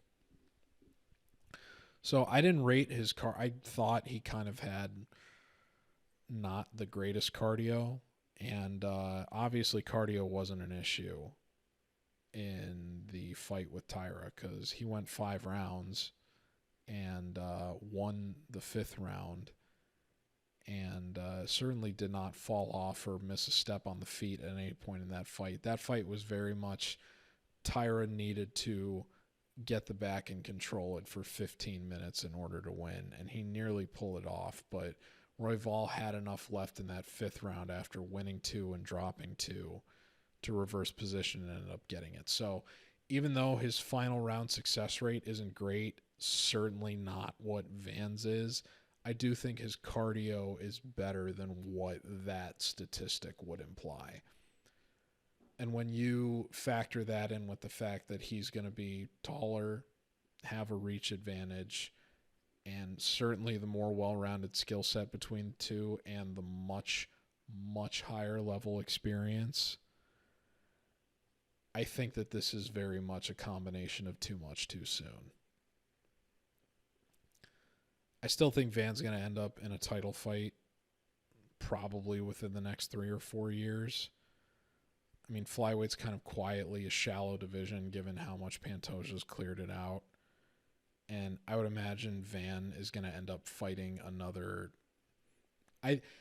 What the UFC really should do, Lopez Silva should not be headlining Noche UFC. If Josh Van loses this fight, they need to make Van versus Moreno, and they can have a Tex-Mex main event at Noche UFC, which I think would go crazy for them. That would be one of the best fight night main events they can have of the entire year if they make that. Obviously, if Van wins here, you give him the title shot, assuming Pantoja defends. But if that doesn't happen, There's no reason you can't have Van fight another contender after this, even if he loses, on a full camp. But he's not getting a full camp here. He's taking this fight on 3 weeks' notice after he just, even though he frankly dominated Bruno Silva, he still was in a combat situation for 14 minutes and certainly had to absorb some level of punishment in that fight. Not to the point where he needed a medical suspension or anything, evidently, but you still want to have a guy that gets into a situation where another professionally violent person is attempting to hurt and put them away. You want them to have more of a recovery runway than just 3 weeks. Compared to Royval, who was preparing to fight one of the brightest prospects in the division in Beneil Kopp, a similarly effective striker, if not less voluminous, certainly more powerful.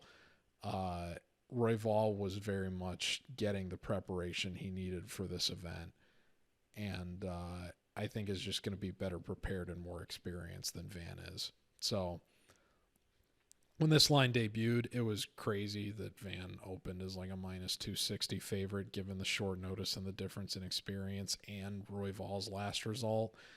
It's obviously at the point now where it's pretty much a straight up pick 'em.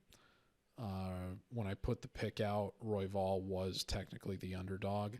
We'll see how much that changes prior to weigh-ins. But I do think that Royval is able to get it done here. And I'm going to say that he gets it done early. I'm going to say that Van kind of falls back into briefly the not being able to start super fast mode. He's kind of trying to figure a wild, crazy guy like Royval out early on, and Royval's able to start faster, make the most of his length advantages, and I think that Royval is going to do the Royval thing and initiate some kind of wild scramble that Van is not appropriately prepared for, not because he's not good in those departments, but because he just didn't have enough time to get ready for this fight generally, even though he was very willing and game to take it. And I think Royval capitalizes on a mistake that Van makes in one of those scrambles, and Royval submits him in the first round, while they're both still relatively close to dry. So give me Brandon Raw Dog Royval to win by first round submission. I think Van will look better in this the longer that it goes, but I think that Royval's clearly got the finishing upside in this fight, and I think that at a pick'em or plus money on Royval, particularly with his last performance as an underdog, you got to feel pretty good about him here getting this done. So give me Brandon Royval by first round submission. That being said, I don't expect him to get a UFC title as long as Pantoja's champion. And if there is a belt on one of these guys in the future, I still expect it to be Joshua Van first.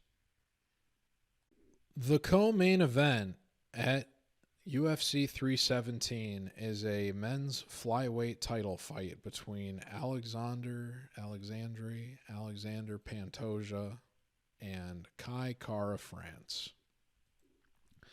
Pantoja last fought at the last pay-per-view of last year, UFC 310, which was named for his title fight with Kai Asakura. Asakura, frankly, got dominated and was submitted in the second round by Pantoja. That was the 7th finish he's had during his UFC run. He is now on a 6-fight win streak, and as I said at the top of the show, if he wins this fight, he has effectively thoroughly cleared out the division and is very much looking at being a top 2 fighter at flyweight of all time.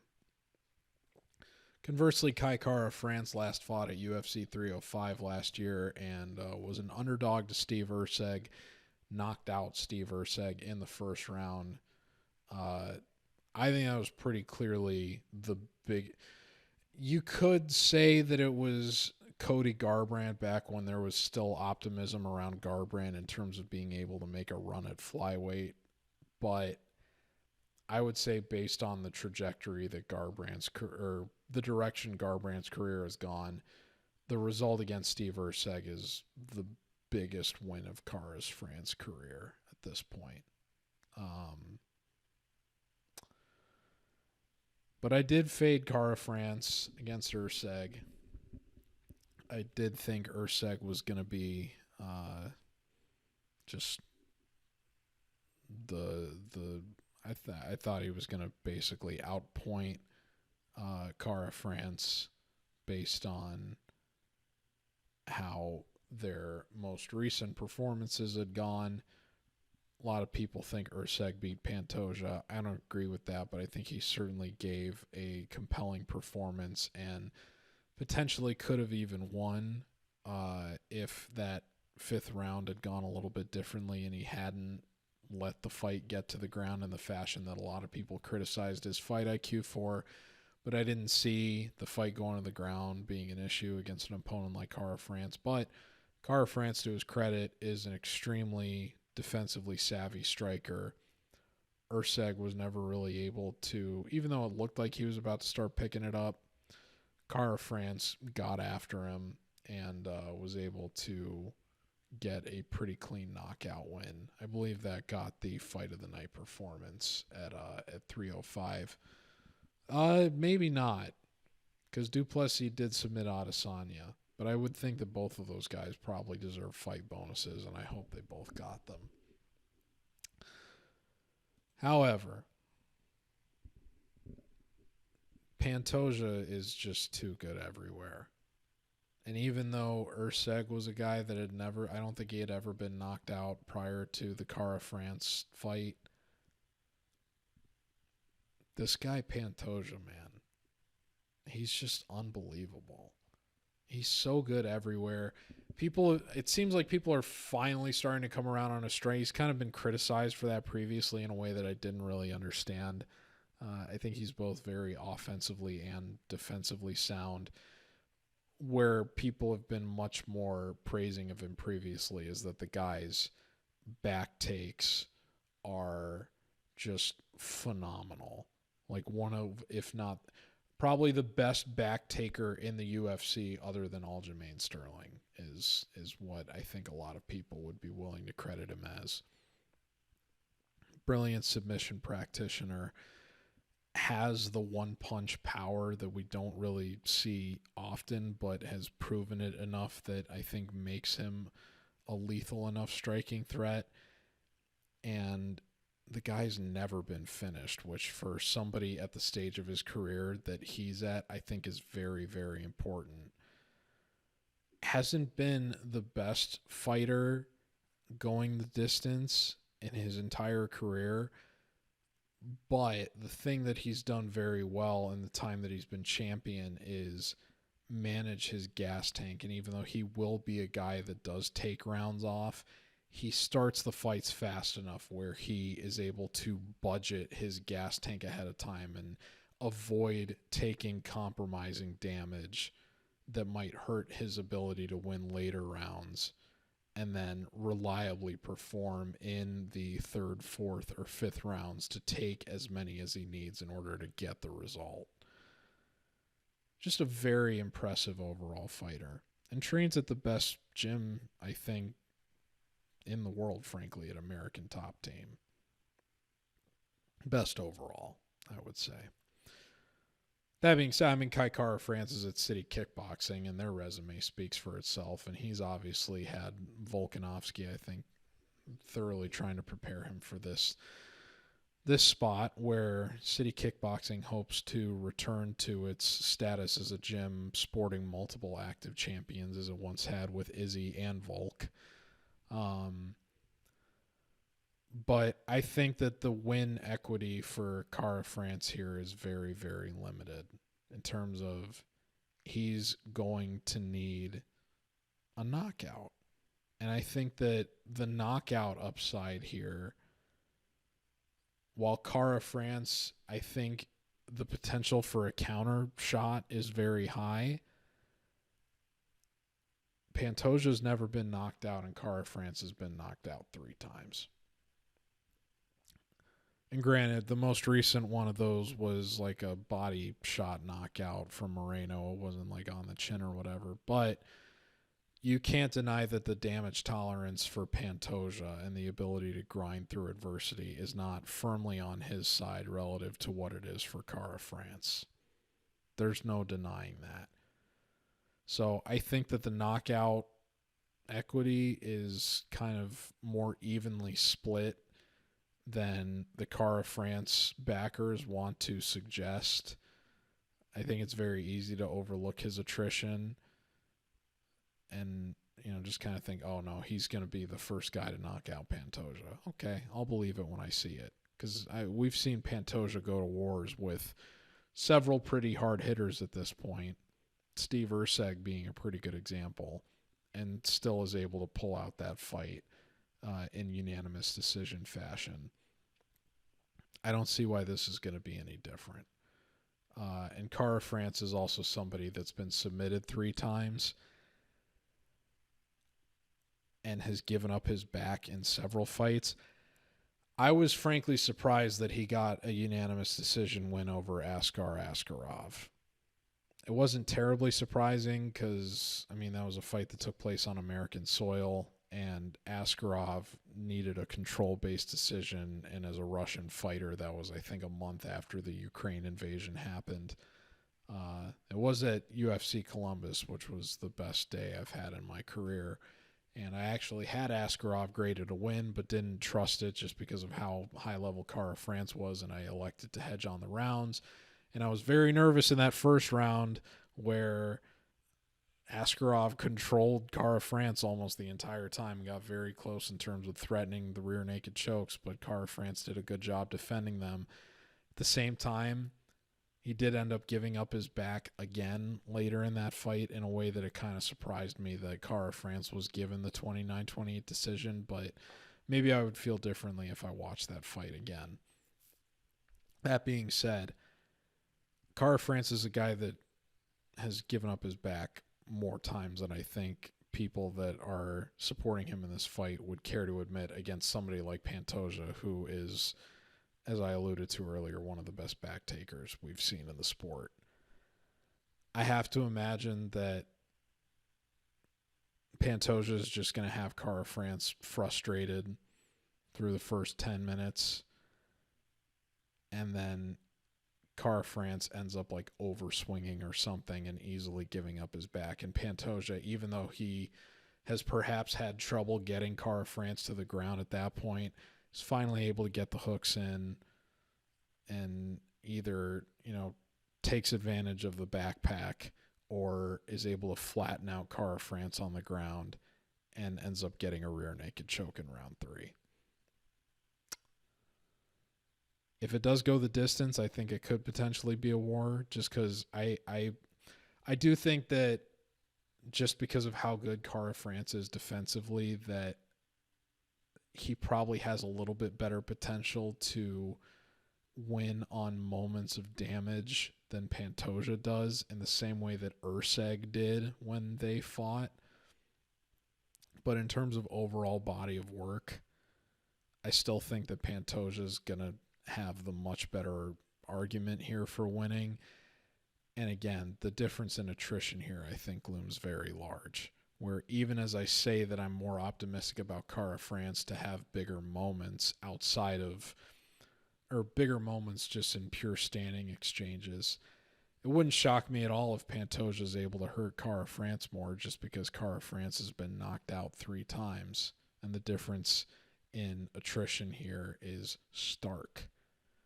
So I expect Pantoja to get a 3rd round submission. Wouldn't shock me if this goes the distance, but frankly, it would shock me if Kara-France wins this fight. I've got Pantoja here pretty confidently, and I've made him a leg on several tickets since he became champion. It's feeling like this is going to be another one. Other than Jacobe Smith, Pantoja is easily my most confident pick of this card. And I think that he's at a good price to get it done again. So give me Pantoja by 3rd round submission. And no!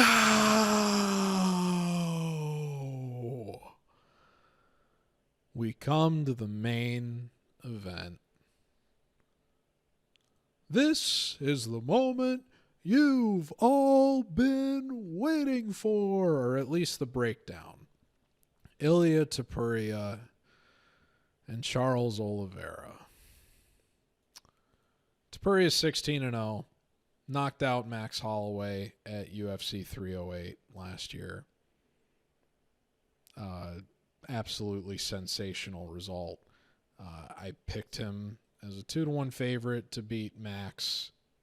Frankly, I expected him to win a closer, like 48-47 decision, and he ended up being the first guy to knock out and shatter Holloway's seemingly unbreakable chin ever, which explains why this fight is lined at where it's at.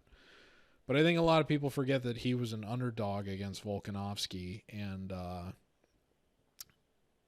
Topuria is a fighter that, in terms of my success as a bettor, is very near and dear to my heart, because he has been the tail end of 2 of the 4 clean sweeps that I've had in my career. One of them was when he fought Josh Emmett at UFC Jacksonville, and granted, he was like a 300 favorite in that fight. That was good value. It was even better value was being an underdog to Volk and knocking out Volk in what was Volk's second straight knockout loss, and putting Volk out bad in order to become featherweight champion. Conversely, Charles Oliveira is 35-10. Last fought in, I believe, the co-main event at UFC 309 back in November, where he completely dominated Michael Chandler. And even though he technically dropped the last round to Chandler, all of Chandler's success in that fight was built off of unpenalized fouls. So I don't really hold it against Charles that he wasn't able to finish Chandler, given how much cheating Chandler got away with in the beginning, middle, and end of that fight. Frankly, the fact that Oliveira was able to survive all those hammer fists to the back of the head and avoid not getting knocked out by Keith All-Nonsense Peterson, or in the eyes of Keith All-Nonsense Peterson, rather, was, I was just very grateful. I would have been devastated if he had lost his rematch with Chandler under those circumstances. If you've listened to this show before, then you should be aware of how I feel about Oliveira. He's not only my favorite fighter, he is my hero. I am somebody I've spoken about in terms of, long-term plans for this platform before, alluded to it before. I'm not only that. I mean, I'm an editor and a writer at a Fortune 500 company. I'm somebody that has, ended up doing sports betting content production for the 2 biggest publishing, umbrella companies in the United States, the likes of which include in terms of their publications underneath that, include USA Today and the Miami Herald and the Charlotte Observer and the Kansas City Star and the Detroit Free Press. I mean, the list goes on. They've literally produced sports betting content for those companies in a full-time capacity, or for those publications. All of the success that I have achieved in my life, professionally, extracurricularly, I would not be able to do that were it not for the stock that I am because of my parents. I owe so much to the kind of people that my mother and father are, and how brilliant they are in their own ways, and how they have elevated my family and myself, that even though I'm proud of what I've accomplished individually, I owe so much of it to who I am because of them. And I'm very, very fortunate and privileged to have had that kind of upbringing and to come from that kind of stock to where I feel good enough about doing this kind of full-time MMA betting in the near future, a few years from now, in a very short order, and having the resources and experience to be able to not only build myself into that position, but then actually run with and operate in that position. It is very much because of my parents. Which is why somebody like Charles Oliveira is just so awe-inspiring to me. The most prolific finisher in UFC history. The only fighter that has won over $1 million in performance bonuses alone during their UFC career. Was born to illiterate parents in the favela of Brazil and has been doing this since he was 18 years old. And if that wasn't enough to inspire someone like me, I'm somebody that very much had to change the narrative, and for all the success that I said I've been able to enjoy in my life, none of that really ended up materializing until within the last 5 years. It took a lot of hard work and heartache and unpaid labor and risks in order for me to just even get into the industry that I originally went to college for a decade ago at this point. I was somebody that had to change the trajectory of their life in more ways than one. You know, I wasn't always the guy with the $1 million smile, as I'm very grateful some of you have alluded to in the feedback for this show. I'm somebody that as recently as like 2017, 2018, I was somebody that was like over 250 pounds and had basically been floating around that life for all that weight for all of my entire life up until maybe like there was one brief point in college where I got down to around the weight that I was now. But, I started going to the gym probably like I went on a lot.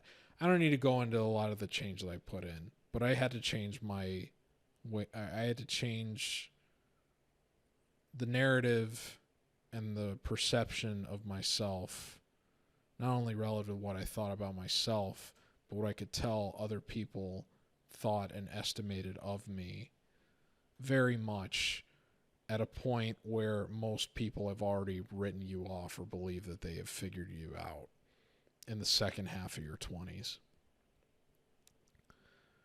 And that is something that Charles Oliveira has also done. And I started really realizing how much I had changed myself for the better around the same time that Oliveira became champion. And the night that really brought me into, like, captivated me in terms of how much I was missing out on this sport was, I very slowly got back into watching the UFC after not watching it for almost 10 years during COVID, when it was basically the only sport on. And I remember tuning in for Charles' fight with Tony Ferguson at UFC 256, and more doing that because I was interested in the Figueiredo Moreno title fight. Like, I had mostly just wanted to watch the main events, but I had never, I had heard all this stuff about Tony Ferguson without ever actually watching any of his fights, and recalling how many people were devastated that he didn't end up getting to fight Khabib. So I was like, okay, let me tune in for this Tony Ferguson fight and see what this is all about. I had never even heard the name Charles Oliveira. I had no idea who the guy was. And this is at the end of 2020. about less than a year and a half before I would start watching UFC events again every single weekend and trying to cap every single fight in a full-time capacity. And I remember just being completely blown away by how brilliant Oliveira was relative to who people said Tony Ferguson was.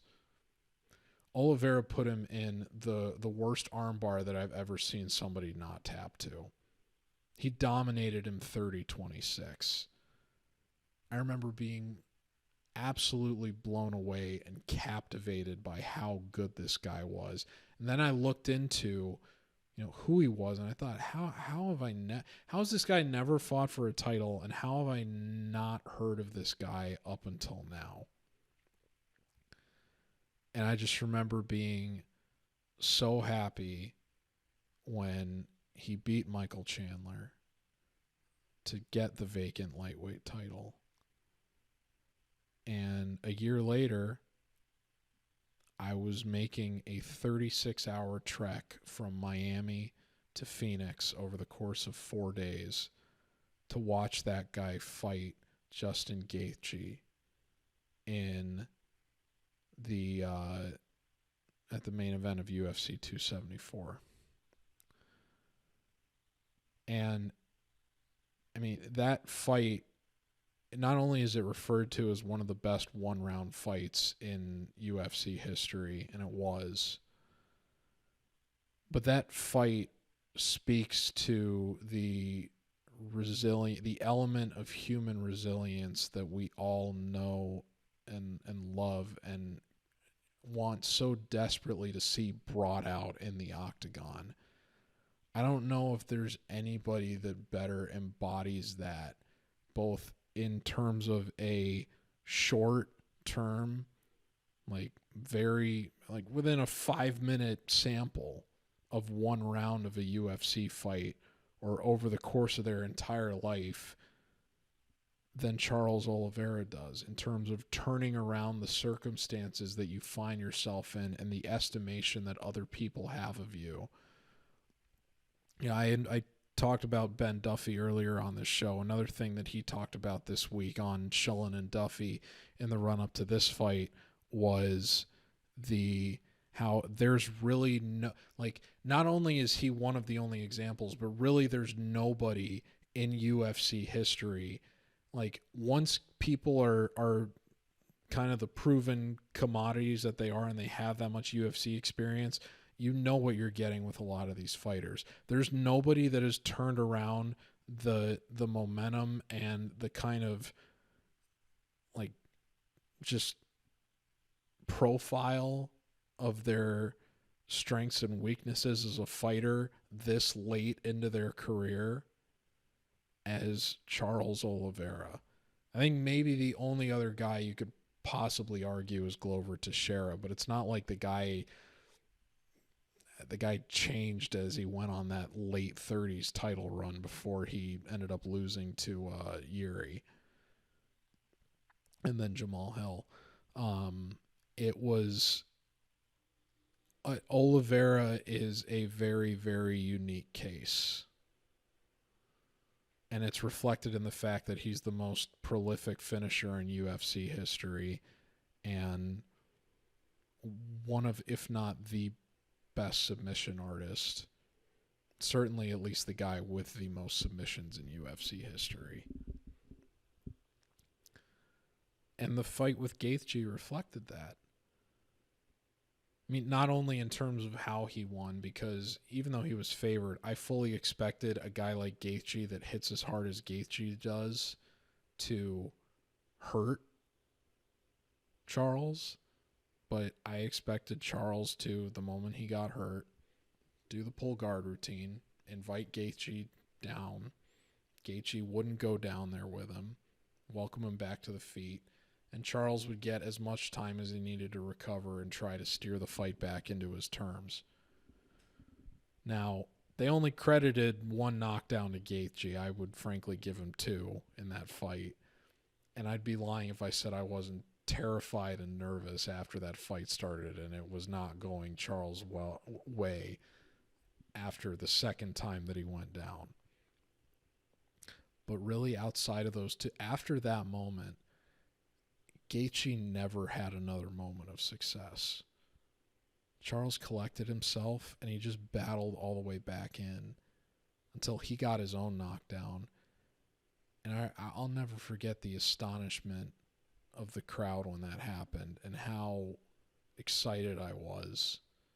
And then watching him get the rear naked choke. And I've said it on this show before, but if you go and listen to the replay of that, when Anik is saying, "Who can stop Charles Oliveira?" and you hear DC saying, "This dude is a savage," you can hear some fan hollering in the faint background of the audio, and you hear them let out 3 distinct woos.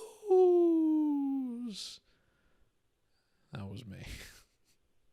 The first 2 are kind of faint. I wasn't super satisfied with the second one, and I remember thinking, this might be the only time I ever get to watch my favorite fighter ever win like this. I drove across the country to be here. I've given everything the same way that he has. I got to let it all go one more time. And I just projected it as hard as I could. And it wasn't until like over a year later that I realized it had actually gotten picked up on the broadcast. It's so special for me to listen every time. I've rewatched that fight dozens of times because it's one of those that just sets your soul on fire. And to be subtly a part of the experience in that way, it just it feels really good every time for me.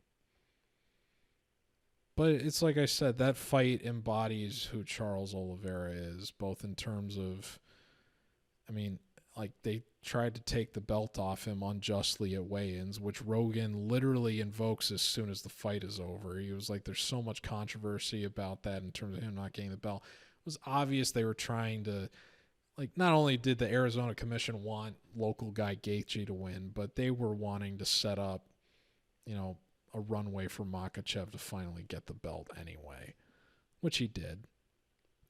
And I'm going to talk about that in a minute relative to, you know, assessing this fight from a betting perspective. But in fact, I might as well just talk about it right now because I picked Charles to beat Makhachev. And I've been accused of, you know, betting with my heart over my head in terms of if I'm picking Charles to win this fight. I think it's an apples to oranges comparison. I did emotionally pick Oliveira to beat Makhachev. And I am in a position still where I'm not going to pick against my hero, and I've said that on this show before, and I maintain that stance. But I wasn't confident he was going to beat Dariush, and so I hedged on the under in that case. Having learned from my mistake in terms of emotionally betting on Charles when otherwise the numbers and the analysis are telling me that Makhachev should win. But Makhachev was also like a minus 185 favorite in that fight. Eventually, I think got out to like 200 range.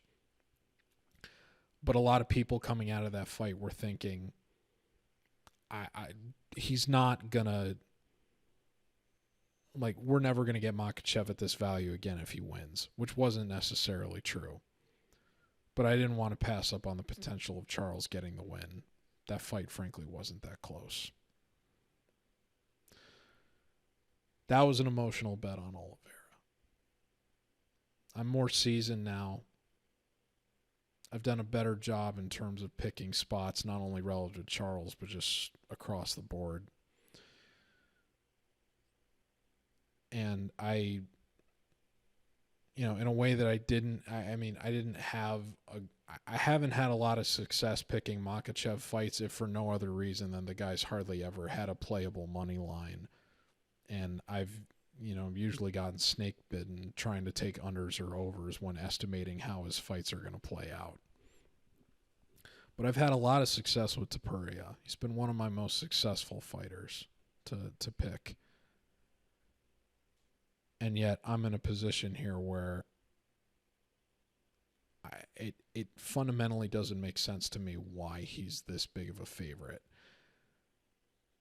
I can understand why the market is overvaluing him, but the disrespect for Oliveira here, I think, is just, it's insane relative to what the guy has accomplished and the circumstances around this fight. Topuria's going up a weight class now, and yeah, you can make the argument that this is only going to help his chin and that not having to kill himself doing the 145 weight cut is only going to, make him look like an even more impressive version of himself. That may all be true. The reality is the guy is still undersized for being in this division now. Now, he's tremendously skilled enough in pretty much all areas that he's able to overcome that, certainly.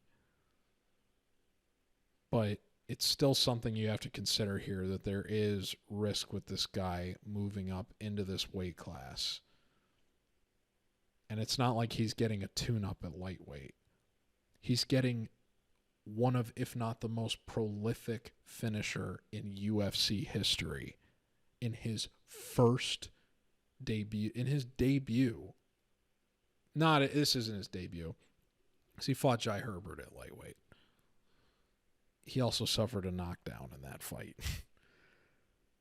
And Jai Herbert's career hasn't necessarily aged super gracefully since Topuria put him out pretty bad. Charles is going to be the longer fighter here, both in terms of height and reach.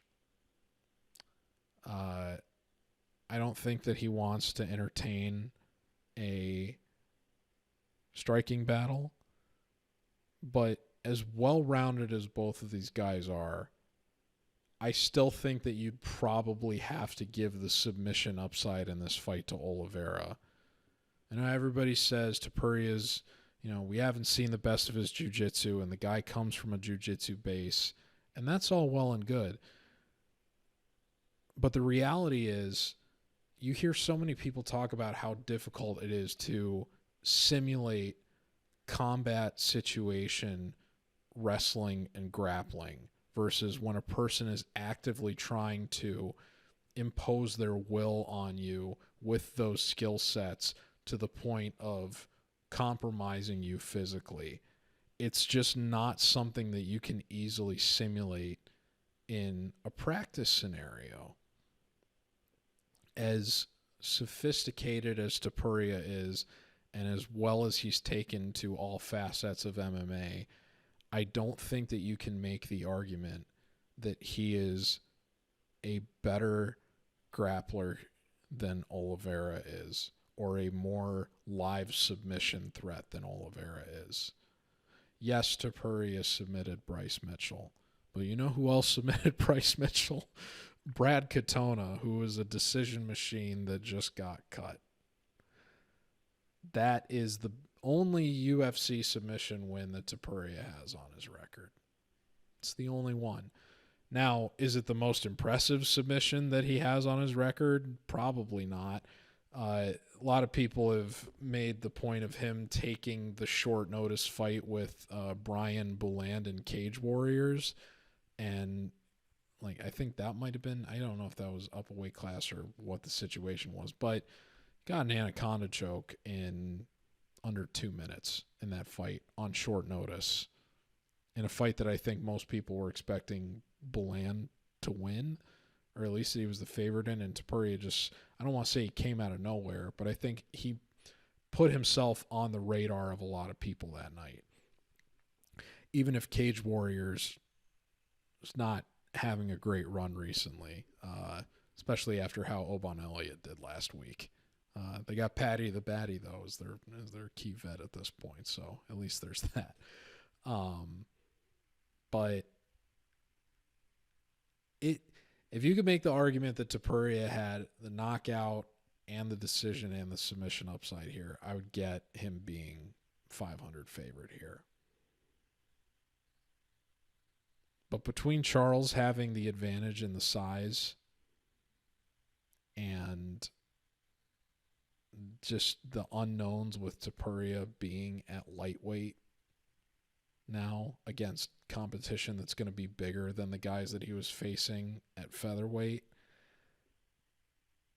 and the fact that Charles is, again, the most prolific finisher and best submission practitioner in terms of securing submissions in UFC history.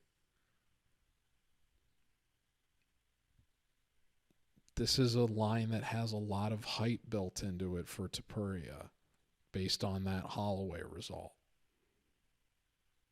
And based on the fact that Charles is now 35 and has been knocked out multiple times in his career to this point, but not since the Paul Felder result all the way back in 2017, which was more of a submission to strike situation than anything else. But that Charles has been gone for a long time. Now, he did get club and subbed against Makhachev in a way that Makhachev might have just been able to finish that fight on the ground. Granted. The durability concerns are there. It explains why Topuria is such a big favorite. I get it. And if Topuria wins, it's probably much, much, much more likely that he knocks out Charles in the same way that he knocked out Holloway and Volk in the 2 fights before this, than this fight ending up going to decision. In which case, over the course of 25 minutes, I probably think Topuria is going to end up getting it anyway. But when you're betting a fight at, an implied price of 83% in terms of Topuria being a minus 500 favorite. I mean, do you really think he has all of the bases covered in terms of the ways this can play out? I would be stunned if he ends up submitting Oliveira, even though Oliveira has been submitted 4 times. I don't think Topuria wants to invite grappling exchanges in this fight at all. Despite the fact that I think that probably more so than any opponent Charles has faced other than Makhachev, I think that Topuria is probably other than Makhachev, the most equipped fighter to go play in Charles's guard and try to finish the fight on the ground if he does end up knocking him down. But I don't know why Topuria would expose himself to that kind of risk. I would expect him to, if Charles does go to his back, to let him back to his feet. But I do think that the potential is there for Charles to physically get the best of Topuria early. And at this price, I'm willing to go out on my sword in the same way that I know Charles is going to.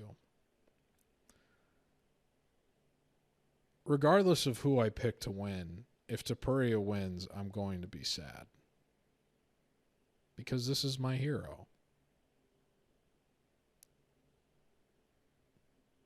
The only way it could be worse is if Charles wins and I was too afraid to back the fighter that means this much to me. And I would still be happy for him, obviously. But at the same time, it would be hard for me to forgive myself in what's probably going to be the last opportunity for him to fight for a title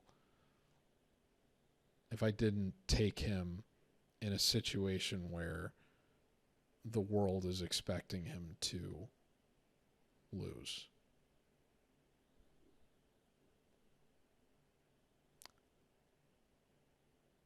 Charles Oliveira, round 1, sub. as good as Topuria is, I think that Charles is going to force this fight into the fire very early. And I think that he'll be able to capitalize on not even a mistake, but maybe just a momentary lapse as Topuria tries to settle in. And while they're still dry, he's able to find a finish.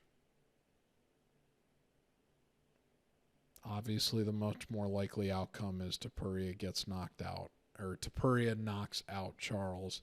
And the longer this fight goes, I think the better that you probably feel about Topuria. But I'm not convinced that Topuria wins this matchup. If these guys fought 5 times,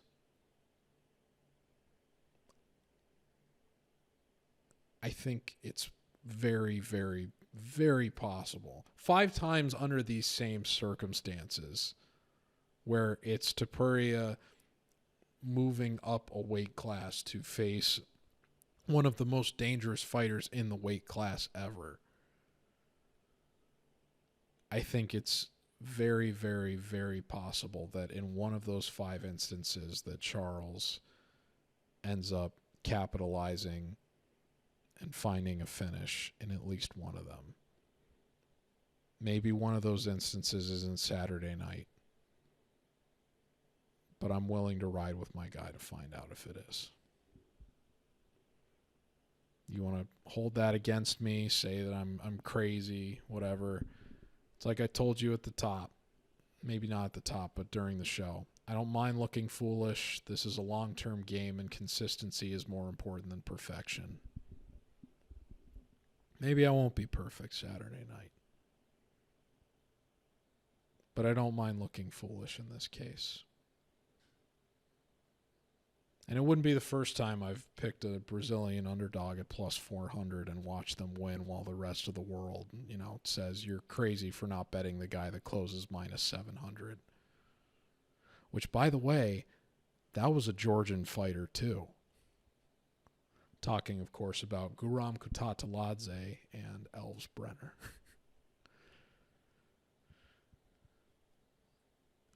You can't be afraid to take these big dogs if you think that there's value. You're not going to hit on all of them. You're going to miss most of them.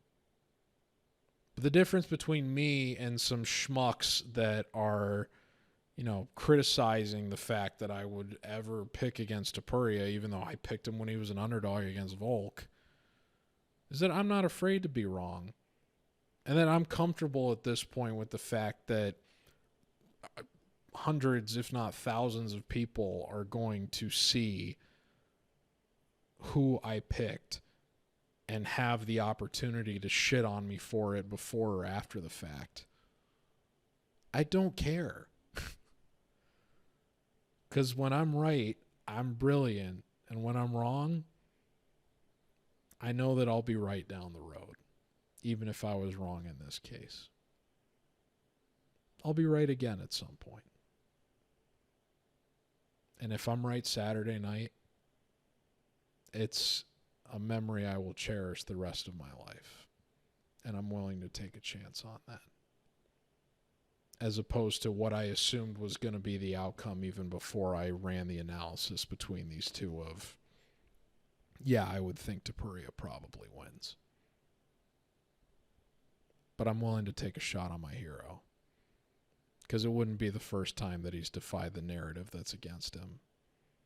And I wouldn't be the person that I am and the person that you've all come to know if it wasn't for that guy proving that it's possible under even worse circumstances than the ones that I've been exposed to. Charles Oliveira, round 1, sub. And that's going to do it for the MMA RAXPOD for UFC 317. Thank you very much for tuning in. Let me remind you one more time to please like, share, and subscribe, and share the show everywhere. And when other people ask about potential guest spots, who you want to see on their shows, please don't hesitate to mention my name. I'll be back for UFC 318. That'll be next month, July 19th. That will be the week after I'm on Chronic Combat Conversations for UFC Nashville. So I'll be plugging that one as we get close to that date. But you can look out for me then if you don't want to wait for another RAXPOD. And then the one after that, as I'm sure a lot of you probably saw, I did get front row, not on the floor, but of the stands, for basically the same seats I had for UFC 287. I'm going to 319 Chimaev Duplessis. I was raised in Chicago. It's the first UFC event in Chicago in 6 years, and my brother's favorite fighter is Chimaev, and he was begging me to go. And I said, you know what? I'm content with 280. Even though I've said before I may never go to another pay-per-view again just because of how what I saw at 287. I'm going to just share in the experience and the happiness that my brother is going to have being at that event. And I'm looking forward to doing it, and it was worth it for me to pay the price to get down there, front row again. Maybe I'll end up seeing my guy Rodrigues pull off one of the bigger upsets of the year in a title fight at least, if that happens.